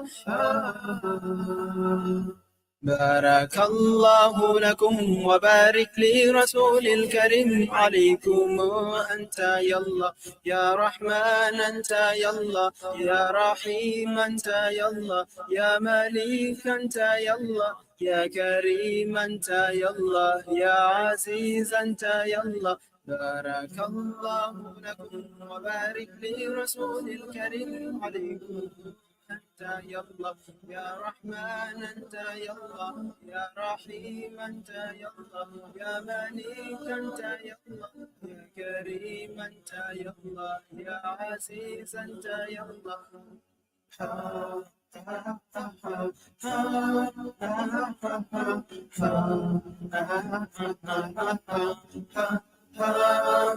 Everything we do is for you, Ya Allah. Whatever we go through is from you, Ya Allah.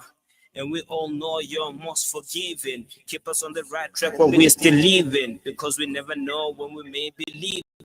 Without partners, you're the one we believe in. Until the day I die, you're the Lord I'm serving. I only bow down to the most deserving. Every day we seek your guidance. Yes, I know we're weak, so we see your importance. Keep us strong every time we tested, and anything against you forever detested. Thank and pray to you, Ya Allah. You're the one who gave us this day, Allah. Although we might not know, Ya Allah, that we'll live tomorrow. Holy Book you sent us, Ya Allah, so we shall seek your guidance, Ya Allah. Holy Prophet sent us, Ya Allah, so we shall know about you, Ya Allah. Barakallahu lakum wa barik li rasulil karim alaykum anta Ya Allah, Ya Rahman anta Ya Allah, Ya Rahim anta Ya Allah.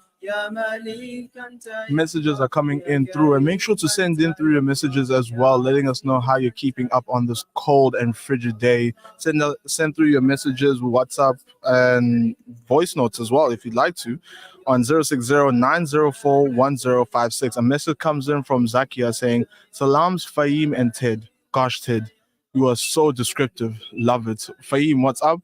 Why are you in the Bergs? Tell us. Don't be shy. We love stories. Yeah, it's not a very interesting story, you know. It's just nothing major, but yeah, it's cold. I'm gonna be here for not just today, and then probably next week and the week after. I'll just see how it goes. Inshallah, it all works out. Inshallah. But yeah. Well, I was gonna tell you. Oh yes, yeah. You know, we're all wanting risk. You know, and you know what's risk?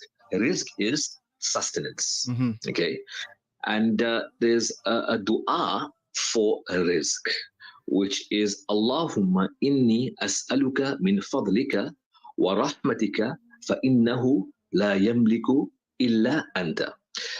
It means, oh Allah, indeed I ask you for your favor and your mercy, for indeed no one possesses that except you. So the dua, I'm not going to, well, you can read with me as well, but we will put it up on the Al Ansar WhatsApp status, so you can get it from there. So you can say, I'll say it slowly, you can say it together as well. It's Allahumma inni as'aluka as'aluka min fadlika min fadlika wa rahmatika rahmatulika wa rahmatika wa rahmatika fa innahu la yamlikuha illa anta. That was a pretty good try. Yeah. That was excellent, actually. That was excellent. I'll keep trying, and one day I'll say it. You'll hear me starting it. Yeah, and that'll happen one day. You will know it properly. Not only this, but many other du'as as well. So so what you're going to do is you're going to put that on the Al Ansar WhatsApp status, and you can get that du'a from the status and learn it. Even if you can read it, you can watch it, look at it while you're reading it. Allahumma inni as'aluka min fadlika wa rahmatika fa innahu la yamlikuha illa anta. And if you make it a habit of reading it 7 days a week, so you'll know it. It'll be in the heart, so you'll know it. And make this du'a, and let's see a difference in the power of the du'a, inshallah. Absolutely. And on that lovely note, it is time to go right over to our man from Nigeria, Eric Imonina, for our daily news. Radio Al Ansar.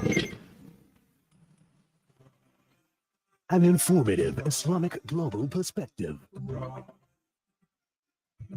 This is Al Ansar News.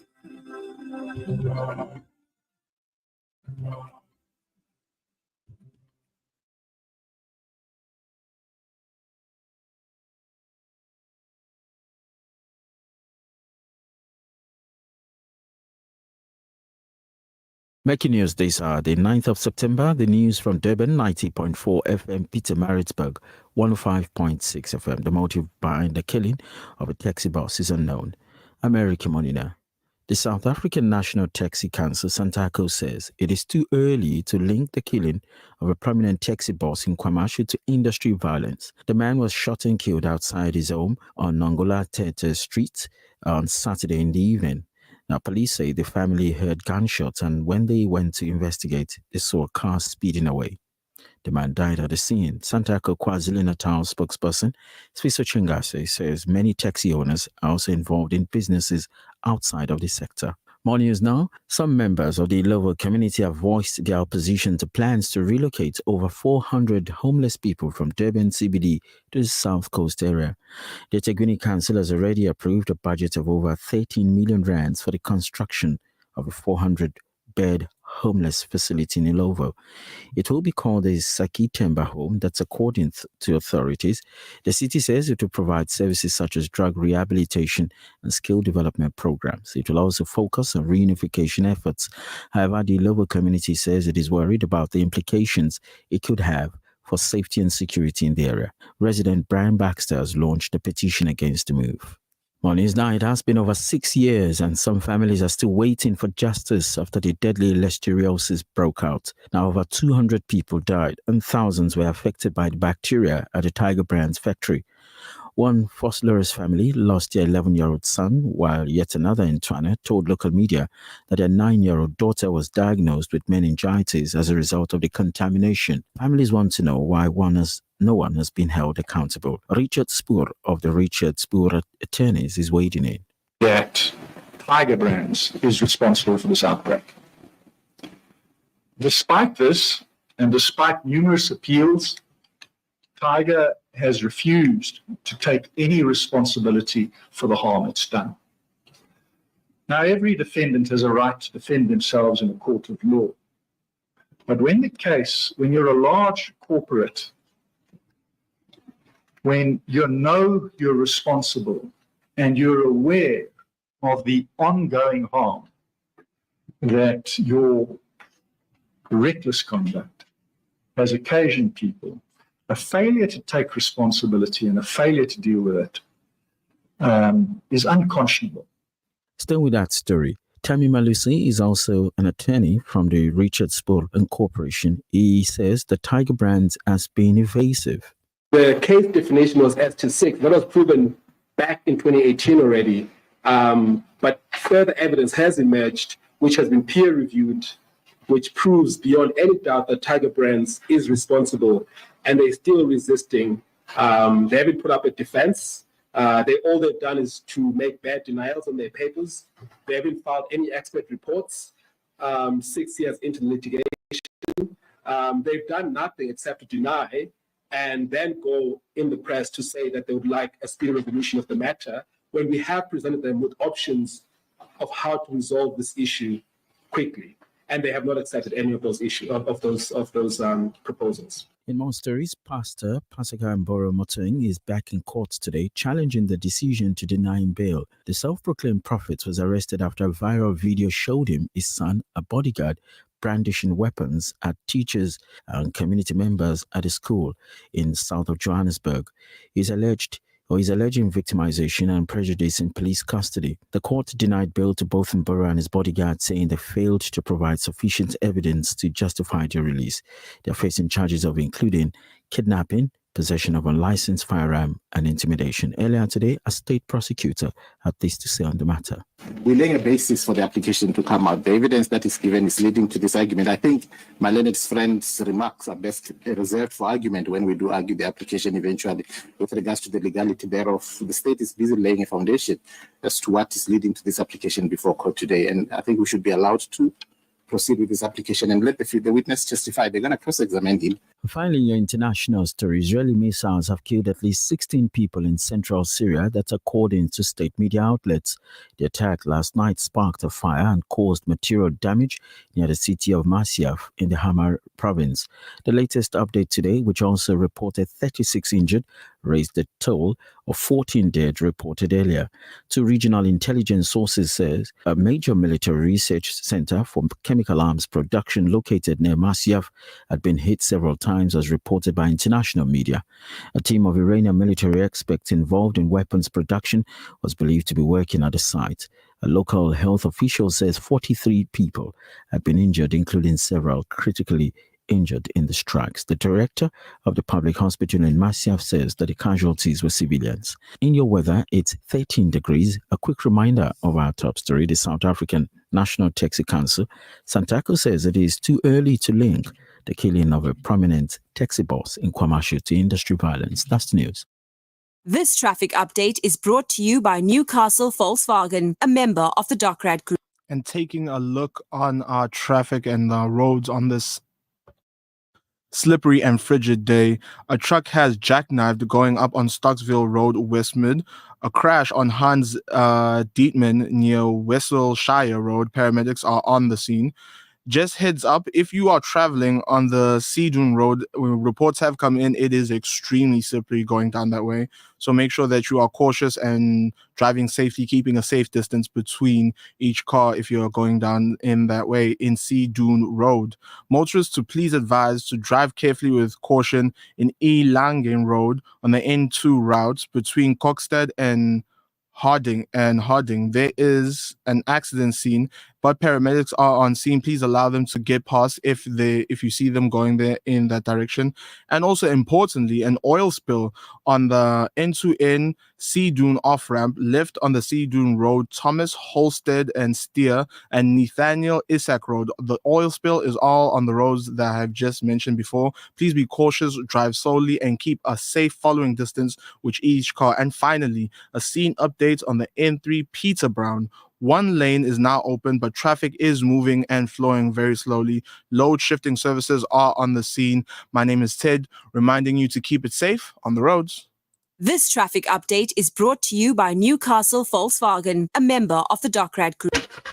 Get ready to experience true adventure and adrenaline with Newcastle Volkswagen. With sleek designed vehicles that are sure to grant you luxury without compromising comfort. Contact us today on 034 328 3601 to get a quote for your brand new Volkswagen. We don't only deliver nationwide, but right to your door. Volkswagen Newcastle, a member of the Dockrad Group.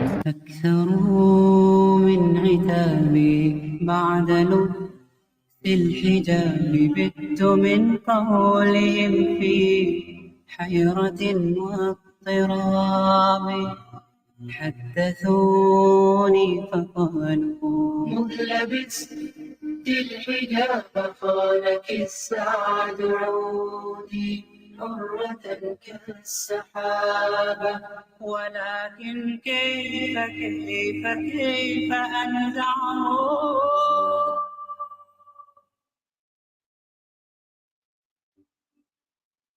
كيف لي أن أزيل ذا الحجاب الأصيل صار مني كبعض صرت فيه جليلا لن أميط بطائي رغم مر الجفاء شرع ربي دليل والأدعياء لا والأدعياء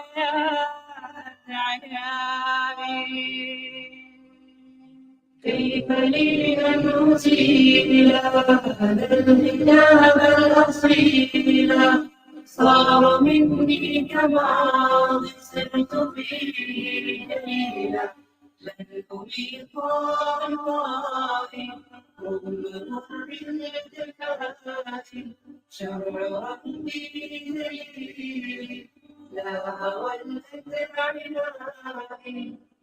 لا والأدعياء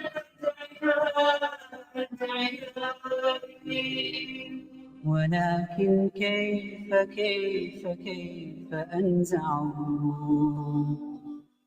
كيف أنزعه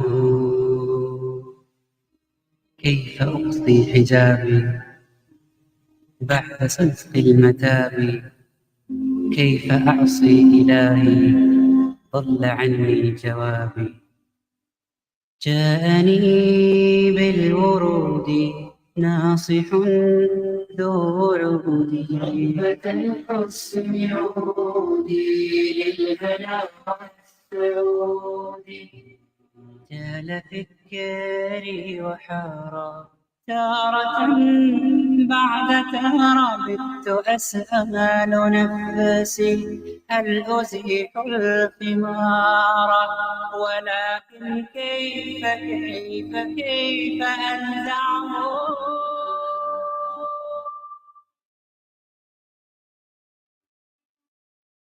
من يعش بالهداية لم يمل للغواية رب ثبت فؤادي وامح عني الخطايا من أراد السعادة والعلا والريادة فليقم شرع ربه وليدم في العبادة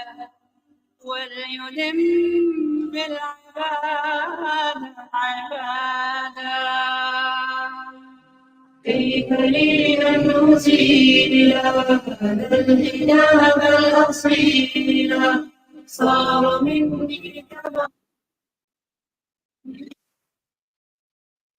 لن أميط بطائي ثم مر الجفاء شرع ربي دليل لا والأدعياء لا والأدعياء كيف لي أن أزيل الحجاب الأصيل صار مني كبعض صرت فيه دليلا لن أميط بطائي رغم مر الجفاء شرع ربي دليل لا والأدعياء لا والأدعياء ولكن كيف أنزعه كيف أنزعه. The views and opinions expressed by the guests and presenters of Radio Al Ansar are not necessarily the views and opinions of Radio Al Ansar and the Al Ansar Foundation. Advertising pays.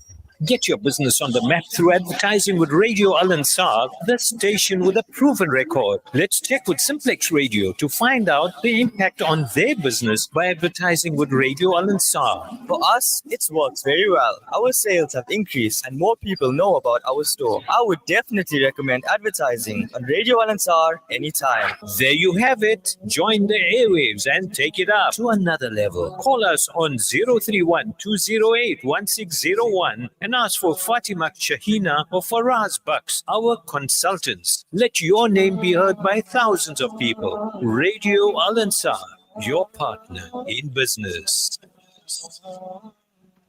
Rabi al-Awwal is here.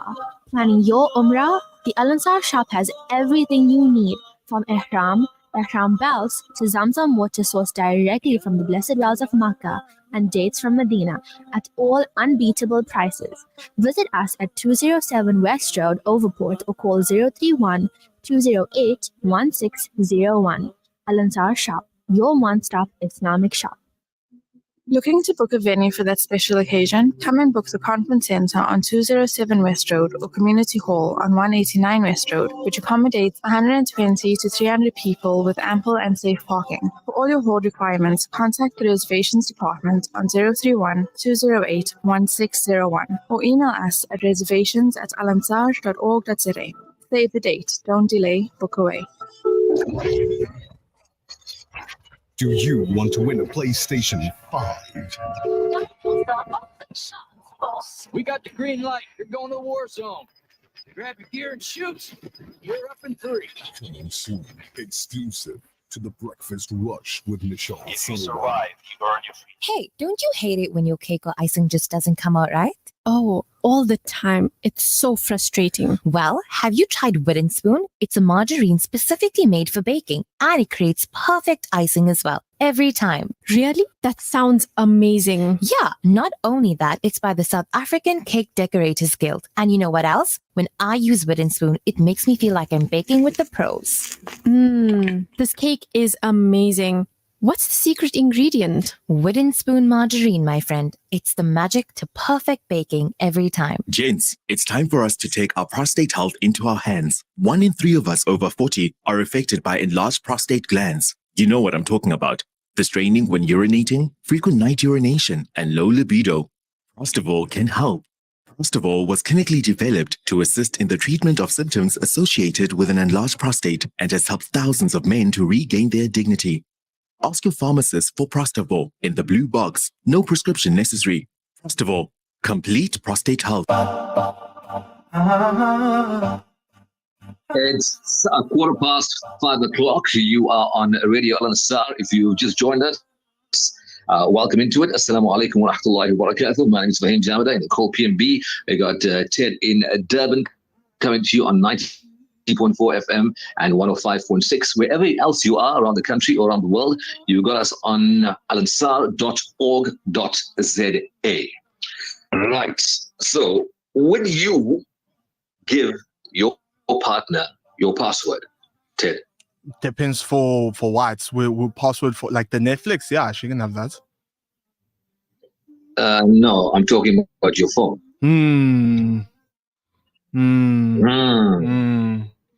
I mean, sure, why not? I don't see a problem. Yeah.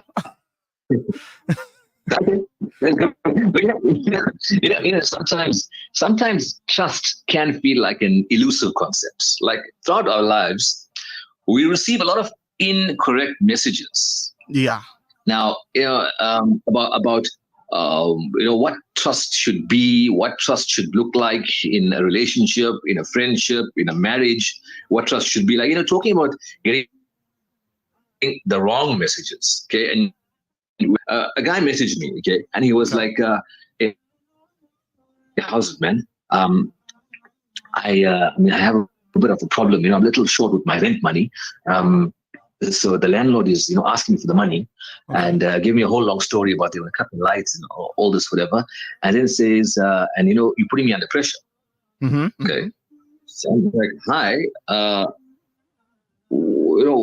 how am I putting you under pressure? And he says, no, not you. I mean, the landlord's putting me under pressure. Okay. So I'm like, oh, okay. Then he says, okay, but then why don't you meet me? I'll give you some money. I'm like, why do you want to give me money? Yeah, He said, no, not you give me money, not me give you money. I mean, you give me money. So I'm like, hey, you're confusing the issue here. And then he says, well, you know what? You know my mind. I'm just stopping it wrong. I'm like, no, you mean spelling it wrong. I was so confused for a second there. I was like, what's going on? What do you mean? Exactly. So I'm the perfect example of getting the complete wrong message. I'm stopping it wrong. I'm like, stopping what wrong? This message just can go on and on. Like, what you stopping wrong? He says, no, I'm spelling and go on, and carrying on with a completely different message. And also, often when you're typing a message to a person, you can perceive it not in a way that was not meant for it to be perceived in that way. Yeah. So you reading the message in a different way, like where are you? Just like why are you questioning me? Like, where are you? Yeah, You know? yes, yeah. Yo, I've been in a lot of situations like that where I think I'm saying it normally, and then the other person comes back and says, why are you yelling at me? Why do you have this hostility? I just asked, when are you coming back? Then, like you said, it's how they read it, and then they see it like I'm shouting. Yes, like a person tells you something, and you're like, don't lie, and you're like, don't lie. Like, what do you mean I'm lying? I'm not a liar. Are you accusing me of being lying? Like, wait, I was joking. I'm just saying, don't lie, messing around. I'm joking with you. So these messages, can unfortunately lead to many of us, just confusing the issue, and we get unhealthy behavior that we would message the people and probably start an argument for no reason, because there was no argument in the first place. Exactly. It's way easier. Way easier. So it's all important to be on the same page. So let's get into the same page about what trust means. Trust is built when partners, now we're talking about in a marriage situation, okay? Yeah. When partners communicate openly and honestly with each other, and that their words, what they say to each other, the words match the actions. Now, it's like in a marriage, in a relationship marriage, you are trusting someone. It's a choice, or it's a decision. Yes. We trust that our partner is being open and honest, and we believe what they say. So when your partner says, hey, I love you, you believe that they love you, not that they love your money, for example. Okay? They love you for you. Unless you are 65 years old and she is 25 and she says Okay, you might have had a point there. Sometimes circumstances does allude to the love, but when your partner says they love you, believe them. They love you. Sometimes. Yes, they shouldn't. They don't have reason to lie. Yeah. So let's talk about this today. People are usually, on the fence. On the fence, when they're being questioned about being married and having a cell phone password, and that's not being shared with their significant other. And the question is, why should you have a password? What are you trying to hide? Password, or facial recognition. But I don't know, having a password doesn't mean that something wrong is happening. No, not at all. I think it's yeah, some people just like they with the day and age that we live in now, someone can take your phone and then withdraw all of your money or get your personal information. And so it's not only because, I don't trust you, it's just safety. I think it's a matter of safety. It's a matter of privacy. But the question then will be, does privacy exist in a marriage? Oh, that is a great question.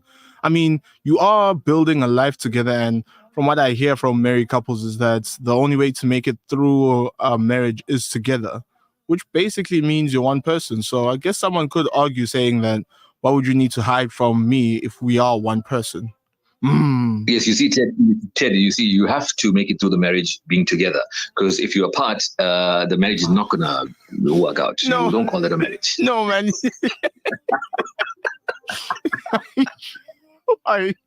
Because this is exactly what you said earlier, that's not what I meant. And you know that's not what I meant. You know that I meant that marriage works together, as in, like, you know how people always say that we are one soul, we have been combined, that type of stuff. And then the person would argue that. Yeah, everyone would argue that on that point. But a message comes in from Sister Aisha that says, Salams, good show as always, Fahim and Ted. It's really cold. Surprisingly, we did not have this cold winter. Keep warm to you and the team and listeners. I'm drinking hot chocolate, eating scones with jam and cream, enjoying your show. Have a warm and enjoyable afternoon to all. Thank you so much, Aisha. Well, thank you very much, Aisha, for your message. Now, we want you to message us and talk to us on 0609041056. We want to know, should married couples have passwords on their phones? What are your thoughts? You're a married couple, husband or wife, should you have a password on your phone? I'm not even sure if my wife has a password on her phone. I don't know whether she does or not, because I've never looked at her phone. Yeah, exactly. But the question would be that should married couples have your thoughts? What do you think about that? You have to be there on the open. And also, if a partner just picks up your phone and reads some message between you and a friend or whoever you're chatting with, they can misconstrue that message completely as well. Oh, so quickly. And that could be a problem. So quickly. I mean, sometimes there's a specific mannerisms that you talk with everyone. I mean, the way that I talk with some of my coworkers at work is definitely not how I talk to you sometimes. And it's definitely not the way how I talk to my superiors, my managers, and so forth and so on. So they might pick up my phone thinking that, oh yeah, read this one thing, read this two things, and read a completely horrible story. And then once you explain it to them, they realize there was no reason to be mad to begin with. Of course. Definitely. A message comes in from Frank saying, salams to my brother Fahim and my brother Ted, all at Al Ansar and our listeners. Cold here in PNB. Seems it may require 3 Goodreads tonight. I heard snow. Goodreads. That's you don't know what's a Goodreads. The first time you come across that word, hey? That's the first time. That's why I was like, I'm not sure if I'm reading that right. What's a Goodreads? See, you learn every day on the afternoon jam. Every day. That's a debate, basically. Oh, okay. Oh, in this weather, must be nice. So you can go. So he's saying he wants 3 duvets to keep him very warm. So what you do today is you go home and you tell your mom, can you give me an extra Goodreads, please? she'll just be over me. He's like, I'm not doing this with you with this your new learning Arabic thing, because I walk around the house saying Arabic phrases to try and remember. No, Goodreads is not Arabic. That is Gujarati. Oh, okay. Yeah. And I really need a dictionary to separate all those different languages. Okay, yeah. But, yeah. So yeah, it is. It's cold, and it's keep warm in this cold weather. So your thoughts on 060-904-1056. Let us know. Should you have a password on your phone? Yeah, and if you do and you feel you should, what would be your reason to have a password? If your partner wants to check up your phone and you're like, no. And sometimes maybe ladies are just issues, and you wouldn't want your friend's husband as a female to see what's going on, and vice versa. Guys are having a conversation, chatting, whatever, and now for one of the guys' wives to come and see what you say and how you say it and how you all chat, because when you meet the person, you talk to them in a different, more respectable way because you respect them. So you don't want them to know how you chat to the husband in that way. Exactly. You understand what I'm saying? Definitely. I completely agree with that sentiment. Some friends, you talk differently. Some people in your life, you talk differently too. But Frank goes on to say, I know what you are thinking. No load shedding anymore. That is what they said. Is there load shedding in PNB? No. Okay, Frank, then maybe it's just in your area, and we're very sorry to hear that, especially in this frigid, cold day. Another message comes in from Sister Anisa saying, Assalamu alaikum. Please, can you read out on air? We'll appreciate it. She's saying that she's selling a microwave that's still in the box, brand new, fresh, for 2.5. So if anyone wants to get in contact with her, send us a message on our WhatsApp and I'll link you guys together. Finally, a message from Mrs. Ibrahim comes in that says, can someone help me? Yes, we'll make sure that someone reaches out to you immediately. Abdullah sends in through a message saying, brothers, it's not about trust. It's about the guys group chats should never be viewed by the other half. I agree with that sentiment very well. Very well. That's what I was just saying now as well. Yeah. The guys group chat should never be viewed by the other wife. Not that there's anything bad, it's just there's too much explaining. On the bras chats, you want to be free and talk. No questioning by the wife. You just want to chat no matter how it comes out. You don't want to think about it twice. I agree with you. I feel that sentiment very well, very well. Yusuf Patel sends in a message saying, remember that the world around you is beautiful. When the world within you is peaceful, Rabiul Allah Mubarak. Thank you, Yusuf. Another one? Another message from a person who also says their name is Yusuf Patel. Okay. Yeah. Oh, no. They're asking about something totally different. But our residents, our platinum holder, Sister Ruqayya, sends him a message saying, Assalamu alaikum wa rahmatullahi wa barakatuh, my brother Fahim and my brother Muhammad. Why must you have a password? Why must you have a password when you have nothing to hide? My brother Fahim, my brother Muhammad, do y'all have passwords on your phones? Jazakallah, Sister Ruqayya. Fahim? And you cut off there? What were you saying? Sister Ruqayya is asking, do you have a password on your phone? And why? Do I have a password on my phone? Yes, I do. And then she asked why if you have nothing to hide then. Sister Ruqayya, no, it's not about having nothing to hide. Yeah. It's just that sometimes, as I said earlier, messages can be misconstrued. See? Yeah. So sometimes, that's the thing. Yeah, and the safety, social safety, internet safety, that's that type of stuff. Janae, I'm scared to read Janae. Janae sends in through a message that says, Ted. Says, Ted, all lies. You are not one soul. You still got the fairy tale vision in your head. Fahim, this is a sensitive topic. You're going to get couples having arguments after the show. Fahim is lying to you. He says he wants 3 goodries. Tonight, a goodrie. Nah, I can't. Moving on. Janae, we'll talk to you later.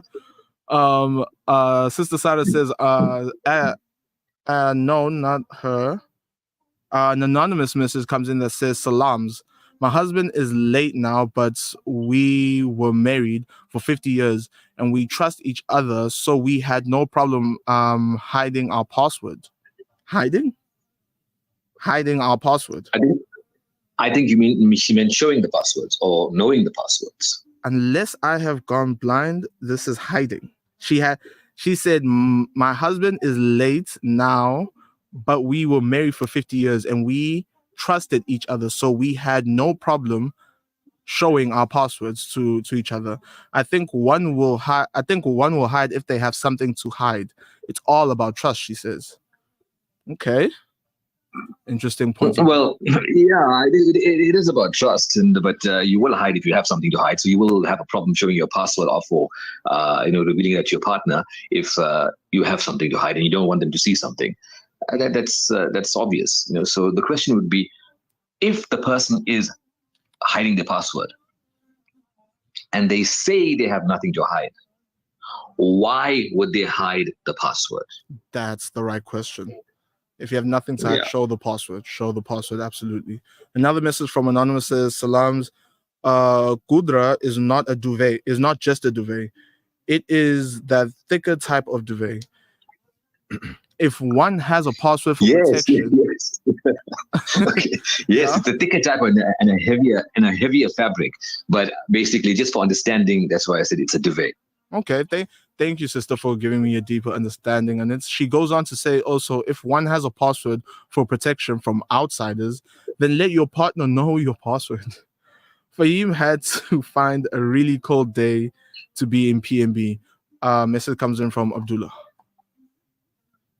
And another, wow, the messages are just running through. Another message comes in from a sister saying, Salams, I have to lock my phone.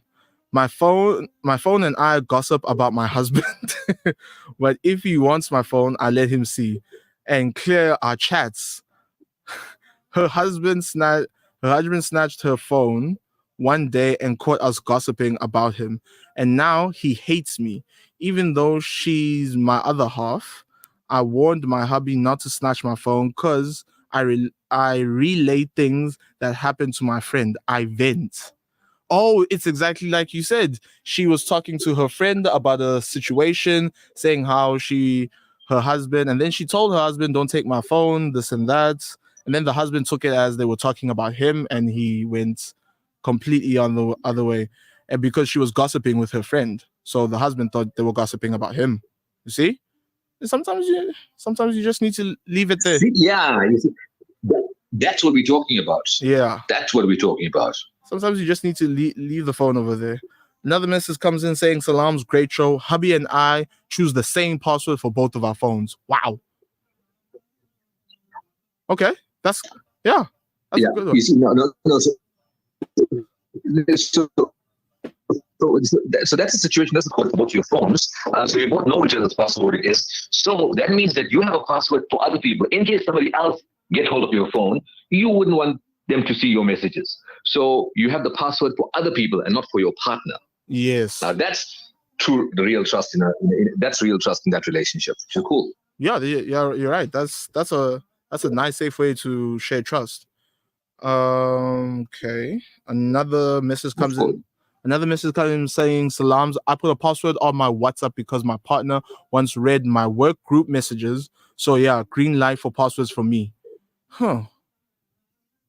Okay. All right. Mm-hmm.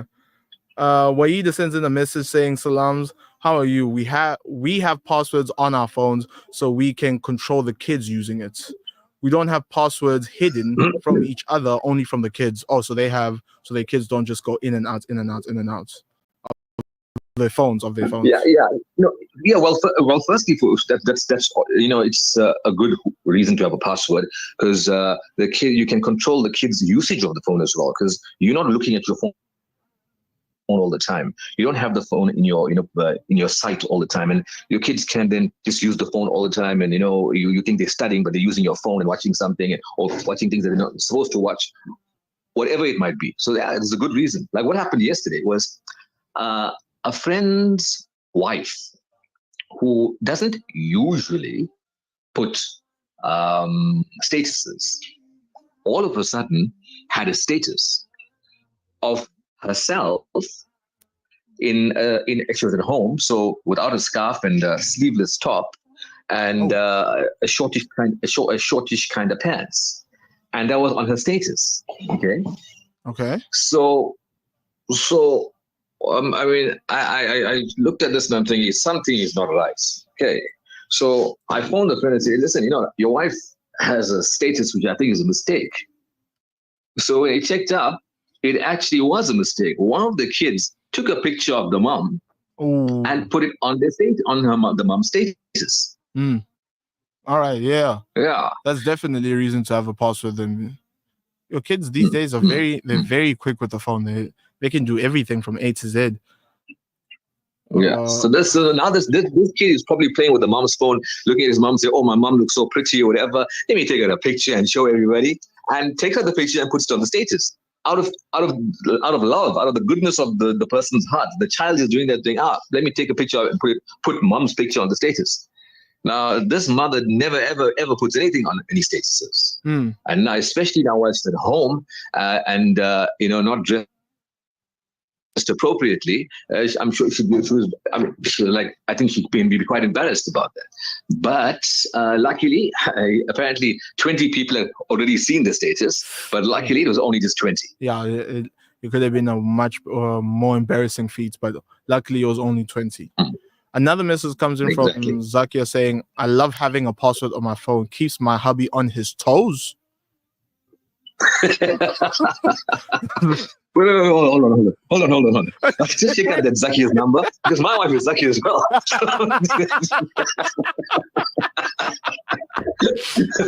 you might need to be scared for a little bit. You might need to be scared. I need to go in. I need to get home as soon as possible and then check up on that. But another message comes in from Aisha saying, my wife and I have been married for 4 years now. We both have passwords and biometrics on our phone, and we both know each other's passwords. There we go. Shared information.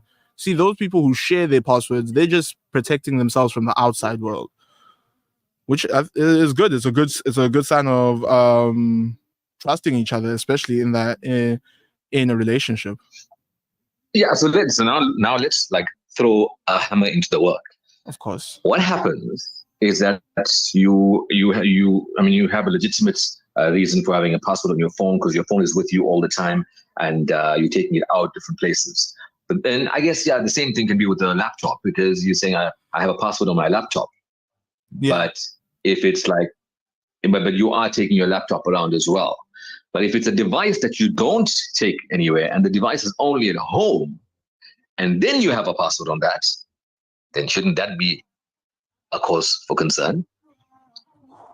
You're dancing on a dangerous line here. But yes, that for me personally, I would also see that as a major concern as well, because I don't see why go through that whole rigmarole basically. How do you feel? If you have a device that you don't take out with you, whether it's a laptop or a PC or even a tablet, and you don't take that out with you, it's only at home, and if you still have a password on that, then there's something in the question. Yeah. And obviously you're hiding something. Why would you need a password on something that only you and your family members would have access to, unless you say, once again, we do not want the children to have access to it? Yeah, I mean, growing up, we also did have those locks, on those channels. When you went to each channel, it would ask you for a password so you could watch the channel. But yeah, that would be the only time that would make sense. If you, like you said, if it's a tablet and you have a password on it, at some point, it's not really a question of if I'm going to ask. It's more of a question when I ask. Janae sends in a message saying, Fahim, keep it simple, no password on the phone, and keep a second. He said no password on. You know what? I just knew that Junaid will say that. When you read out keep it simple and don't have a password on the phone, I knew the next time would be have a separate phone. Junaid, we think alike. That's not. I'm not sure if that's the best thing ever, but yeah, that's yeah. Sister Lufia from Verulam sends in a message saying, "Assalamu alaikum. It's Lufia from Verulam. My nephew, sets our phones whenever we get new phones. He only uses his birth dates and no more, and more so. That's our trend, so we don't forget our birthdays. I think you might need to change them again since you just told everyone." But it's good to know that you guys have that much trust in not only your partner but also in relationship. In your family. Just like that. Yeah. So if we're talking about passwords in your phones, especially in a marriage between husband and wife. Should your wife know the password? Should your husband know your password if you have one? And if not, what would be the reason why you would not want them to have the password? Share your thoughts with us. Why wouldn't you want to share your password with your partner, with your husband or wife? What would be the reason? We'd love to know that. 060-904-1056 is the number. Please message us. Stick around. We'll be back shortly. Radio Al Ansar, 24/7, 365. Welcome to Simplex Radio. Visit our showroom for the full range of car audio. Our TV department carries top brands with quality LED panels, full HD to Ultra HD, and now the experience of Super Ultra HD. Visit our theater rooms and transform your home with brands like Onkyo, Integra, Denon, Boston Acoustics, Yamaha, and more for quality audio visual experience. Now available, full range of home appliances. A one-stop shopping experience.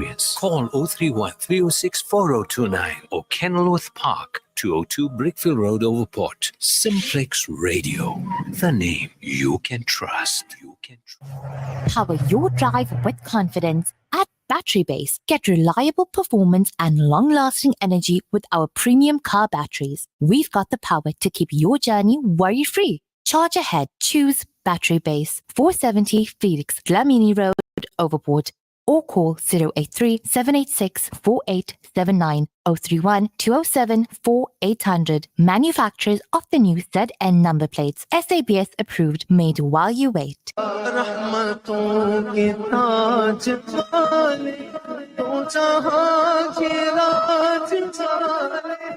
अर्श की मेराज वाले हम आसियों की लाज वाले या हबीबी या मोहम्मद या नबी सलाम अलैका या रसूल सलाम अलैका. They convinced the world to believe that terrorists look like beards and thobes. Now, as the facade cracks, one martyr after another, the world sees through the broken windows and now knows the true face of terrorism. It wears suits and ties and smiles behind lies. اللهم احفظ المسجد الأقصى من اليهود الحاقدين. اللهم أعد المسجد الأقصى إلى رحاب المسلمين. اللهم وطهر المسجد الأقصى من اليهود الغاصبين.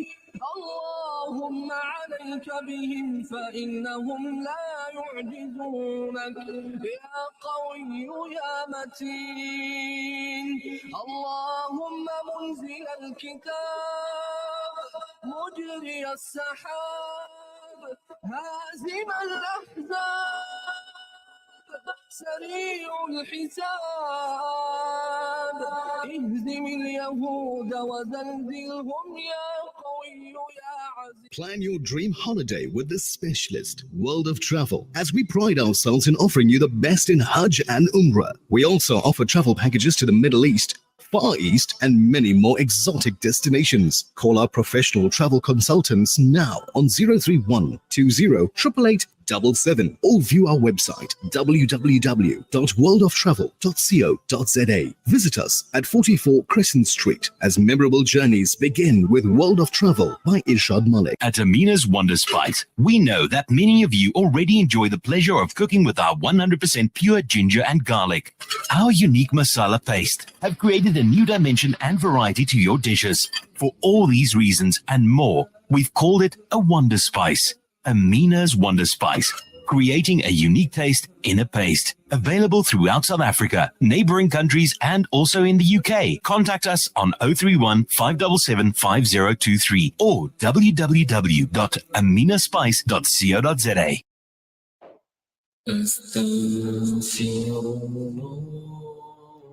And just like that, time flies and it moves so quickly because now it is time for us to love you and bid you a farewell on this cold and frigid day on the afternoon jam.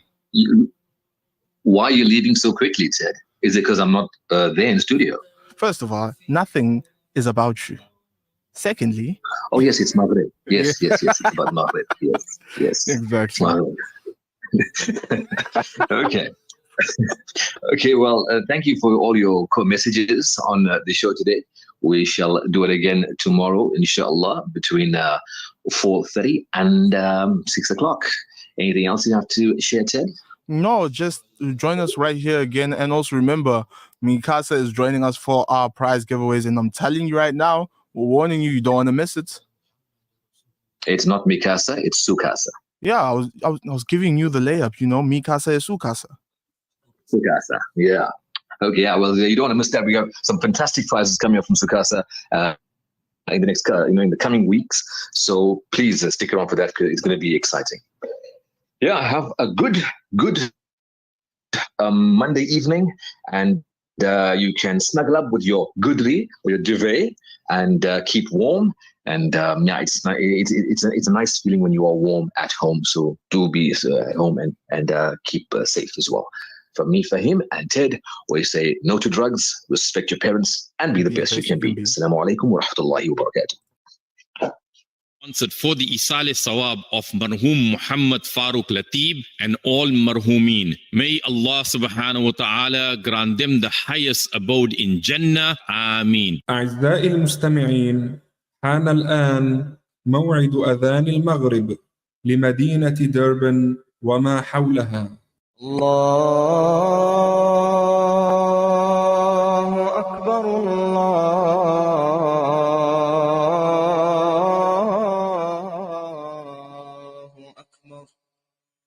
الله أكبر الله أكبر أشهد أن لا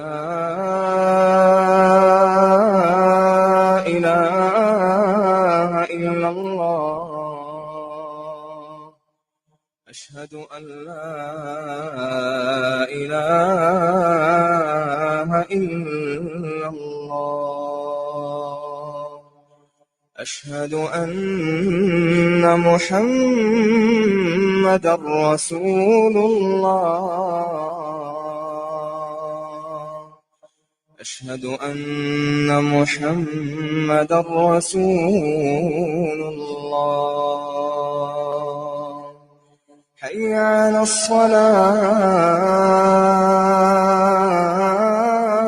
الصلاة حي على الصلاة حي على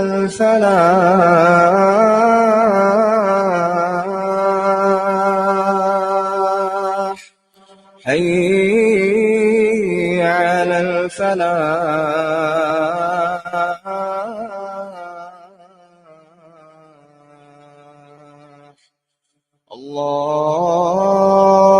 الله أكبر الله أكبر لا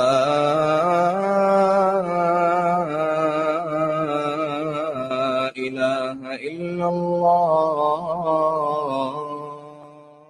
اللهم رب هذه الدعوة التامة والصلاة القائمة آت محمدا الوسيلة والفضيلة والدرجة الرفيعة وابعثه مقاما محمودا الذي وعدته وارزقنا شفاعته يوم القيامة إنك لا تخلف الميعاد. This dua brought to you by Simplex Radio, South Africa's leading retailer of appliances, car sound and home theater systems.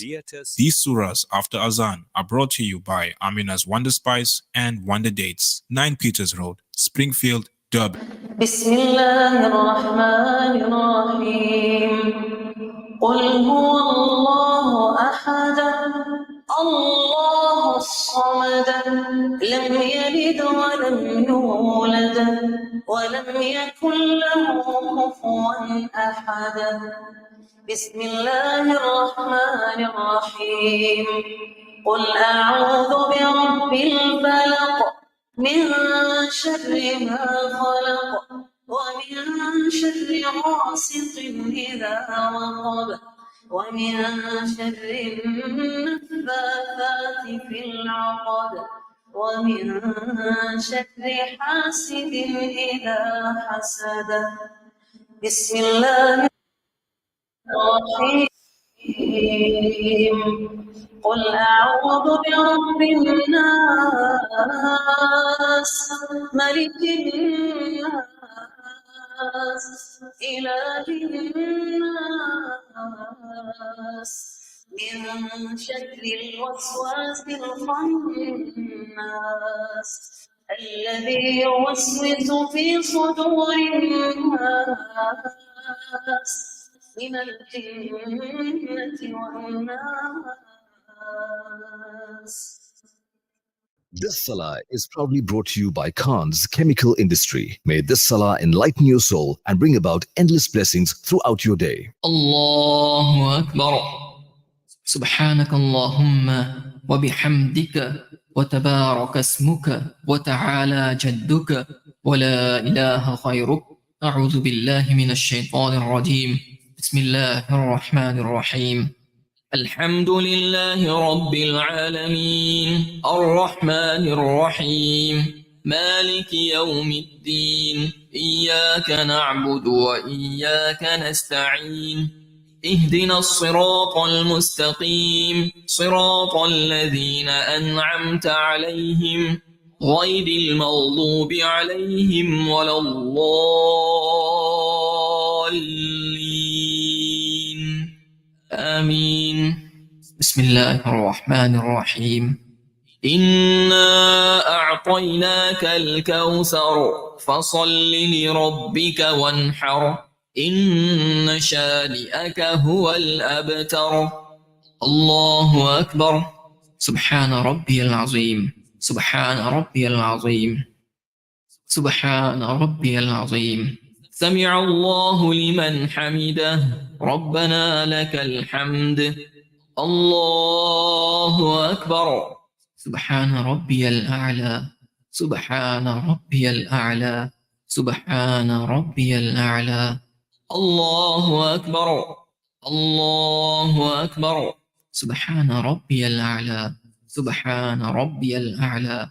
سبحان ربي الأعلى. الله أكبر. بسم الله الرحمن الرحيم. الحمد لله رب العالمين الرحمن الرحيم مالك يوم الدين إياك نعبد وإياك نستعين اهدنا الصراط المستقيم صراط الذين أنعمت عليهم غير المغضوب عليهم ولا الضالين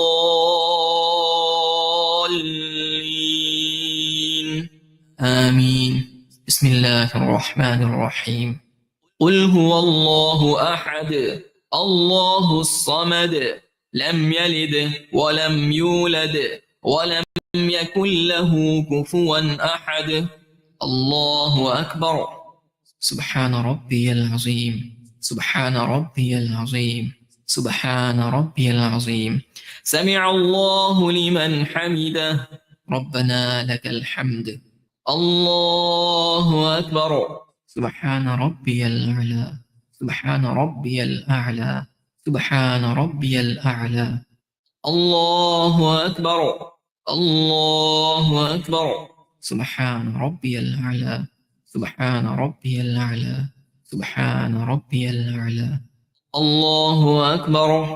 التحيات لله والصلوات والطيبات. السلام عليك أيها النبي ورحمة الله وبركاته. السلام علينا وعلى عباد الله الصالحين. أشهد أن لا إله إلا الله وأشهد أن محمدا عبده ورسوله. الله أكبر. بسم الله الرحمن الرحيم. الحمد لله رب العالمين الرحمن الرحيم مالك يوم الدين إياك نعبد وإياك نستعين اهدنا الصراط المستقيم صراط الذين أنعمت عليهم غير المغضوب عليهم ولا الضالين آمين. الله أكبر. سبحان ربي العظيم. سبحان ربي العظيم. سبحان ربي العظيم. سمع الله لمن حمده ربنا لك الحمد. الله أكبر سبحان ربي الأعلى سبحان ربي الأعلى سبحان ربي الأعلى الله أكبر الله أكبر سبحان ربي الأعلى سبحان ربي الأعلى سبحان ربي الأعلى الله أكبر التحيات لله والصلوات والطيبات السلام عليك أيها النبي ورحمة الله وبركاته السلام علينا وعلى عباد الله الصالحين أشهد أن لا إله إلا الله وأشهد أن محمدا عبده ورسوله اللهم صل على محمد وعلى آل محمد كما صليت على إبراهيم وعلى آل إبراهيم إنك حميد مجيد اللهم بارك على محمد وعلى آل محمد كما باركت على إبراهيم وعلى آل إبراهيم إنك حميد مجيد اللهم إني ظلمت نفسي ظلما كثيرا ولا يغفر الذنوب إلا أنت فاغفر لي مغفرة من عندك وارحمني إنك أنت الغفور الرحيم السلام عليكم ورحمة الله السلام عليكم ورحمة الله اللهم أنت السلام ومنك السلام تباركت يا ذا الجلال والإكرام برحمتك يا أرحم الراحمين. This salah was proudly brought to you by Khan's Chemical Industry. May this salah enlighten your soul and bring about endless blessings throughout your day. Having a clean, comfortable home is every homeowner's pride. That's why Khan's Chemicals have developed and manufactured prime yet affordable quality household brands Starlight, Miracle Mum, Exterminate, and Angie to care for your home and family. With a wide range of fabric softeners, dishwashing liquids, bleachers, and all-purpose cleaners, pine gels, bubble baths, and much more, Khan's Chemicals ensures your home remains our #1 priority. For sales and other inquiries, call 011 933 4021. Khan's Chemicals, cleaning your home the way you want. This traffic update is brought to you by Audi Centre Newcastle, a member of the Docrat Group. And your final traffic update on today's cold and slippery roads. Please avoid Richmond Road heading towards the M13. A truck has lost its load on the left lane between Brand and Terraford Roads. Please seek alternative routes to help the congestion in that direction. An overturned vehicle in Zwalibomva. Services are on scene, trauma 911. And finally, on 82 Bluff Road, a crash, but services are on scene. This has been your traffic update. My name is Ted, reminding you to keep it safe on the roads. This traffic update is brought to you by Audi Centre Newcastle, a member of the Docrat Group. Discover luxury, elegance, and sophistication in a brand new Audi. Get hyped to explore the city and rule the road with Audi Centre Newcastle. Contact us today on 034 370 8700 to get a quote. We don't only deliver nationwide, but right to your door. Audi Centre Newcastle, a member of the Docrat Group. أنت نور الله فجرا جئت بعد العسر يسرا ربنا أعلاك قدرا يا إمام الأنبياء. Discover Village Meats, where craft, convenience, and taste come together. From the finest cuts to delicious ready-to-cook options, we bring quality to your table every day. Visit us for personalized service and the freshest selection. Elevate your meals with Village Meats, your trusted neighborhood butchery, located at Village Market, Westville. Craft, convenience, taste. That's Village Meats. Education's purpose is to replace an empty mind with an opened one. Join Sumaya Khan every Tuesdays between 7 and 8 p.m. for an educational evening exclusive to Radio Al-Ansar. Your education is a dress rehearsal for a life that is yours to lead. School Matters with Sumaya Khan. Advertising pays. Get your business on the map through advertising with Radio Al Ansar, the station with a proven record. Let's talk to Zain of The Watch Doctor, a newcomer in the market. I'll recommend advertising on Radio Al Ansar for sure, as my client base has increased substantially. Totally unexpected. There you have it. Join the airwaves and take it up to another level. Call us on 031-208-1601 and ask for Fatima Shahina or Faraz Bucks, our consultants. Let your name be heard by thousands of people. Radio Al Ansar, your partner in business. Feel good food all day, every day. The Al Ansar Deli, here to tantalize your taste buds. Visit our sit-in deli and try our daily specials at 207 West Road, Overport. Open weekdays 8 a.m. to 4 p.m., Saturdays 8 a.m. to 1 p.m., close on Sundays and public holidays. Call 031-208-1601.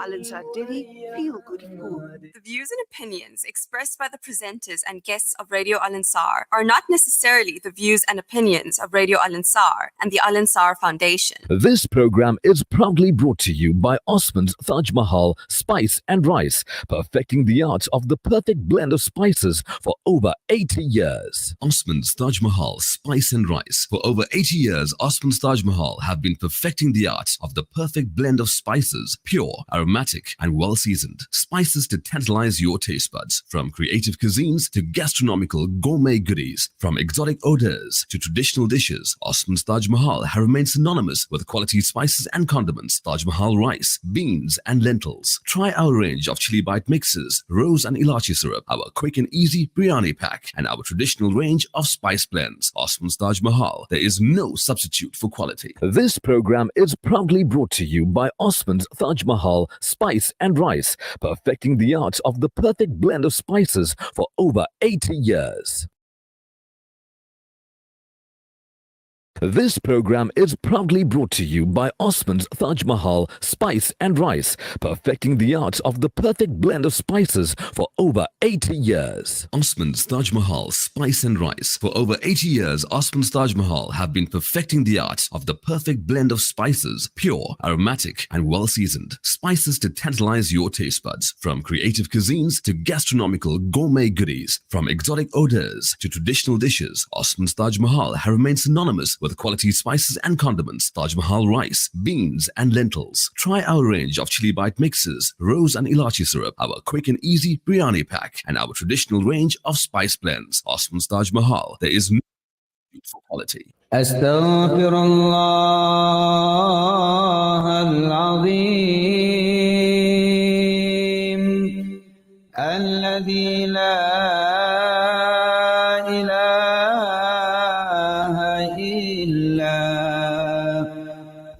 الحي القيوم وأتوب إليه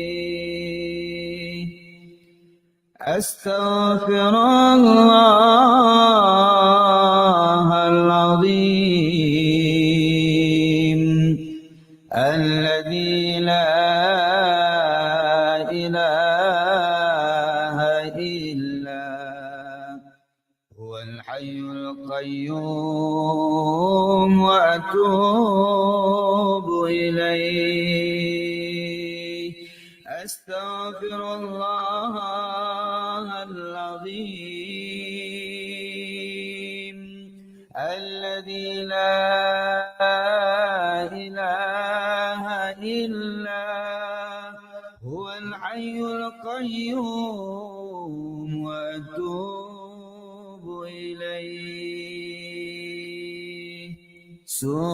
سبحان الله الحمد لله ولا إله إلا الله سبحان الله الحمد لله ولا إله إلا الله سبحان الله الحمد لله ولا إله إلا الله سبحان الله الحمد لله ولا إله إلا الله سبحان الله الحمد لله ولا إله إلا الله سبحان الله الحمد لله ولا إله إلا الله سبحان الله الحمد لله ولا إله إلا الله سبحان الله الحمد لله ولا إله إلا الله الله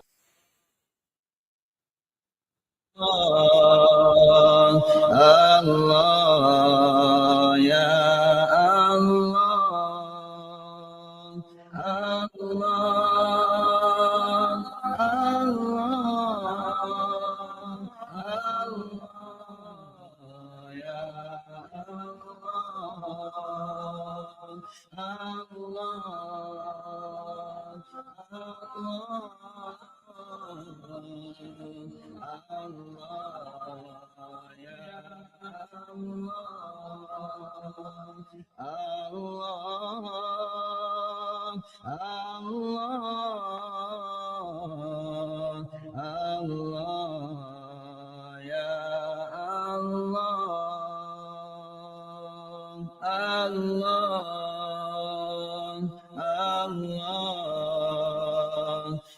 الله الله يا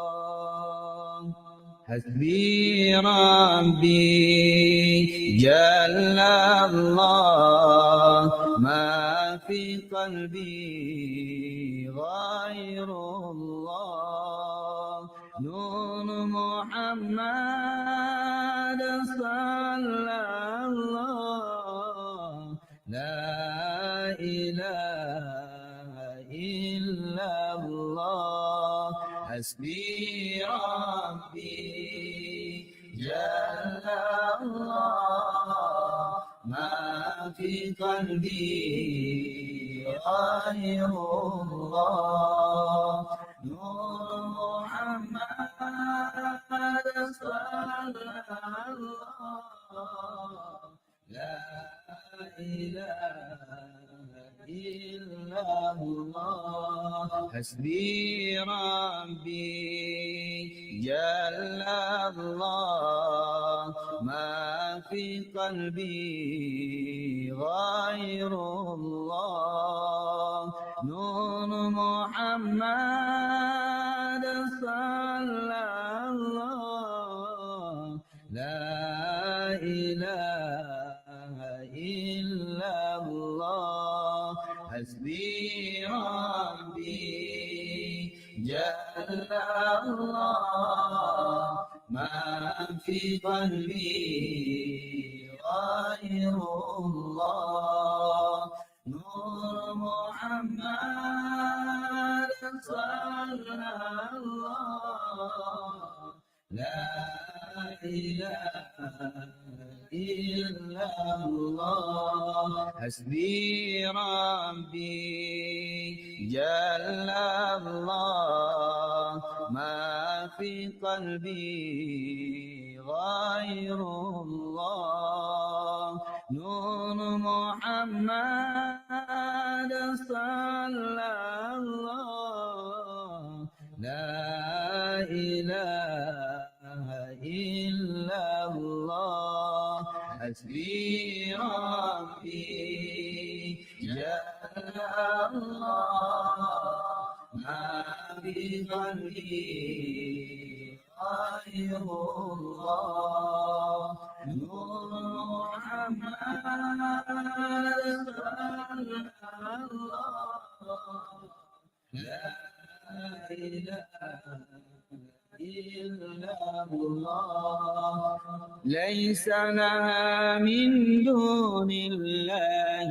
كاشفا ليس لها من دون الله كاشفا ليس لها من دون الله كاشفا ليس لها من دون الله كاشفا ليس لها من دون الله كاشفا ليس لها من دون الله كاشفا ليس لها من دون الله كاشفا ليس لها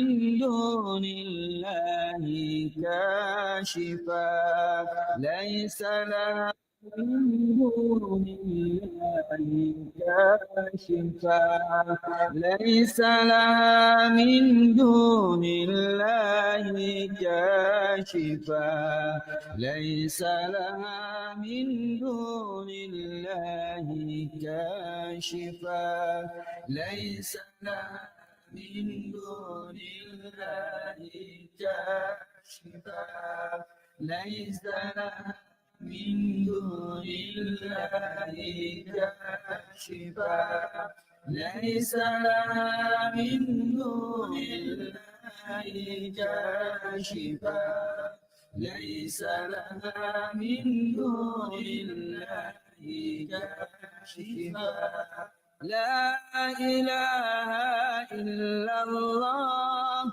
الملك الحق المبين محمد رسول الله صادق الوعد الأمين لا إله إلا الله الملك الحق المبين محمد رسول الله صادق الوعد الأمين لا إله إلا الله الملك الحق المبين محمد رسول الله صادق الوعد الأمين لا إله إلا الله الملك الحق المبين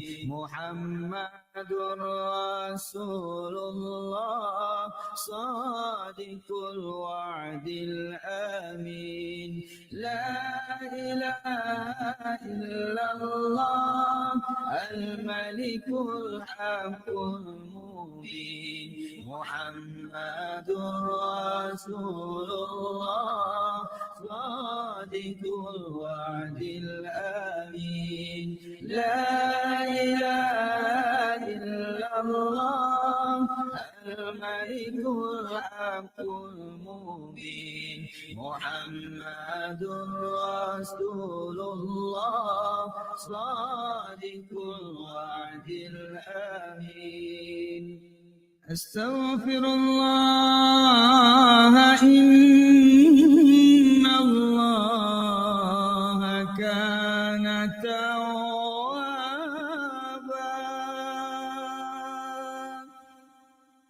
أستغفر الله إن الله كان توابا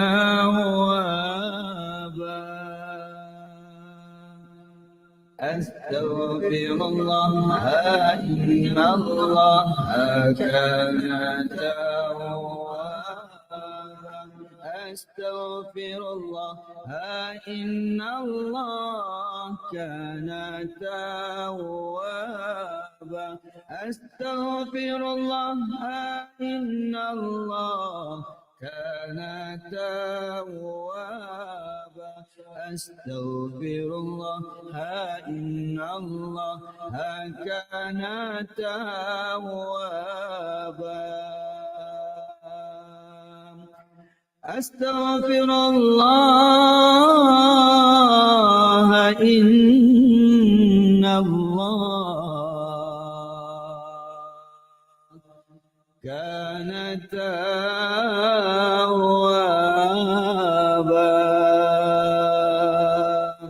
لا إله إلا الله محمد رسول الله لا إله إلا الله محمد رسول الله. This program is proudly brought to you by Osman's Taj Mahal Spice and Rice, perfecting the art of the perfect blend of spices for over 80 years. They convinced the world to believe that terrorists look like beards and thobes. Now, as the facade cracks, one martyr after another, the world sees through the broken windows and now knows the true face of terrorism. It wears suits and ties and smiles behind lies. Almost 1 in 5 South African children attend school each day without having eaten breakfast. This seriously affects their ability to concentrate and understand lessons. The Al Imdad Foundation's Make Breakfast Possible campaign allows learners to enjoy a high-energy cereal at the start of the school day. Help children to focus on learning and not hunger. Let's make breakfast possible today. Donate online at alimdad.com or call 0861 786 243 for more information.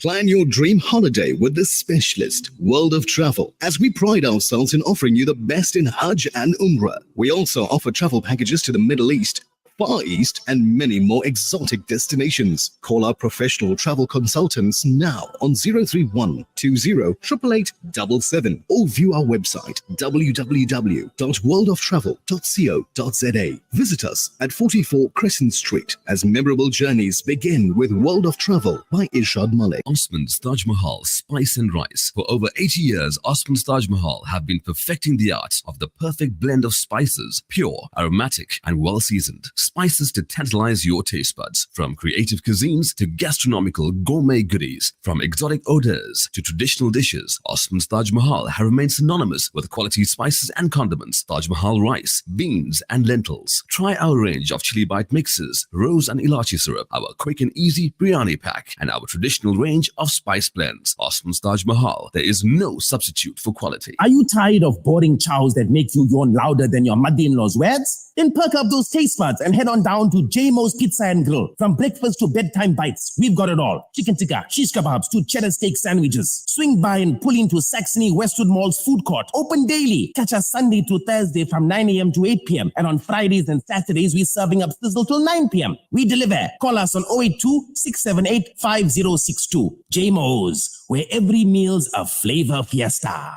Hee-haw! This program is proudly brought to you by Osman's Taj Mahal Spice and Rice, perfecting the art of the perfect blend of spices for over 80 years. Plan your dream holiday with the specialist, World of Travel, as we pride ourselves in offering you the best in Hajj and Umrah. We also offer travel packages to the Middle East, Far East, and many more exotic destinations. Call our professional travel consultants now on 031 20 888 or view our website www.worldoftravel.co.za. Visit us at 44 Crescent Street as memorable journeys begin with World of Travel by Irshad Malik. اللهم احفظ المسجد الأقصى من اليهود الحاقدين اللهم أعد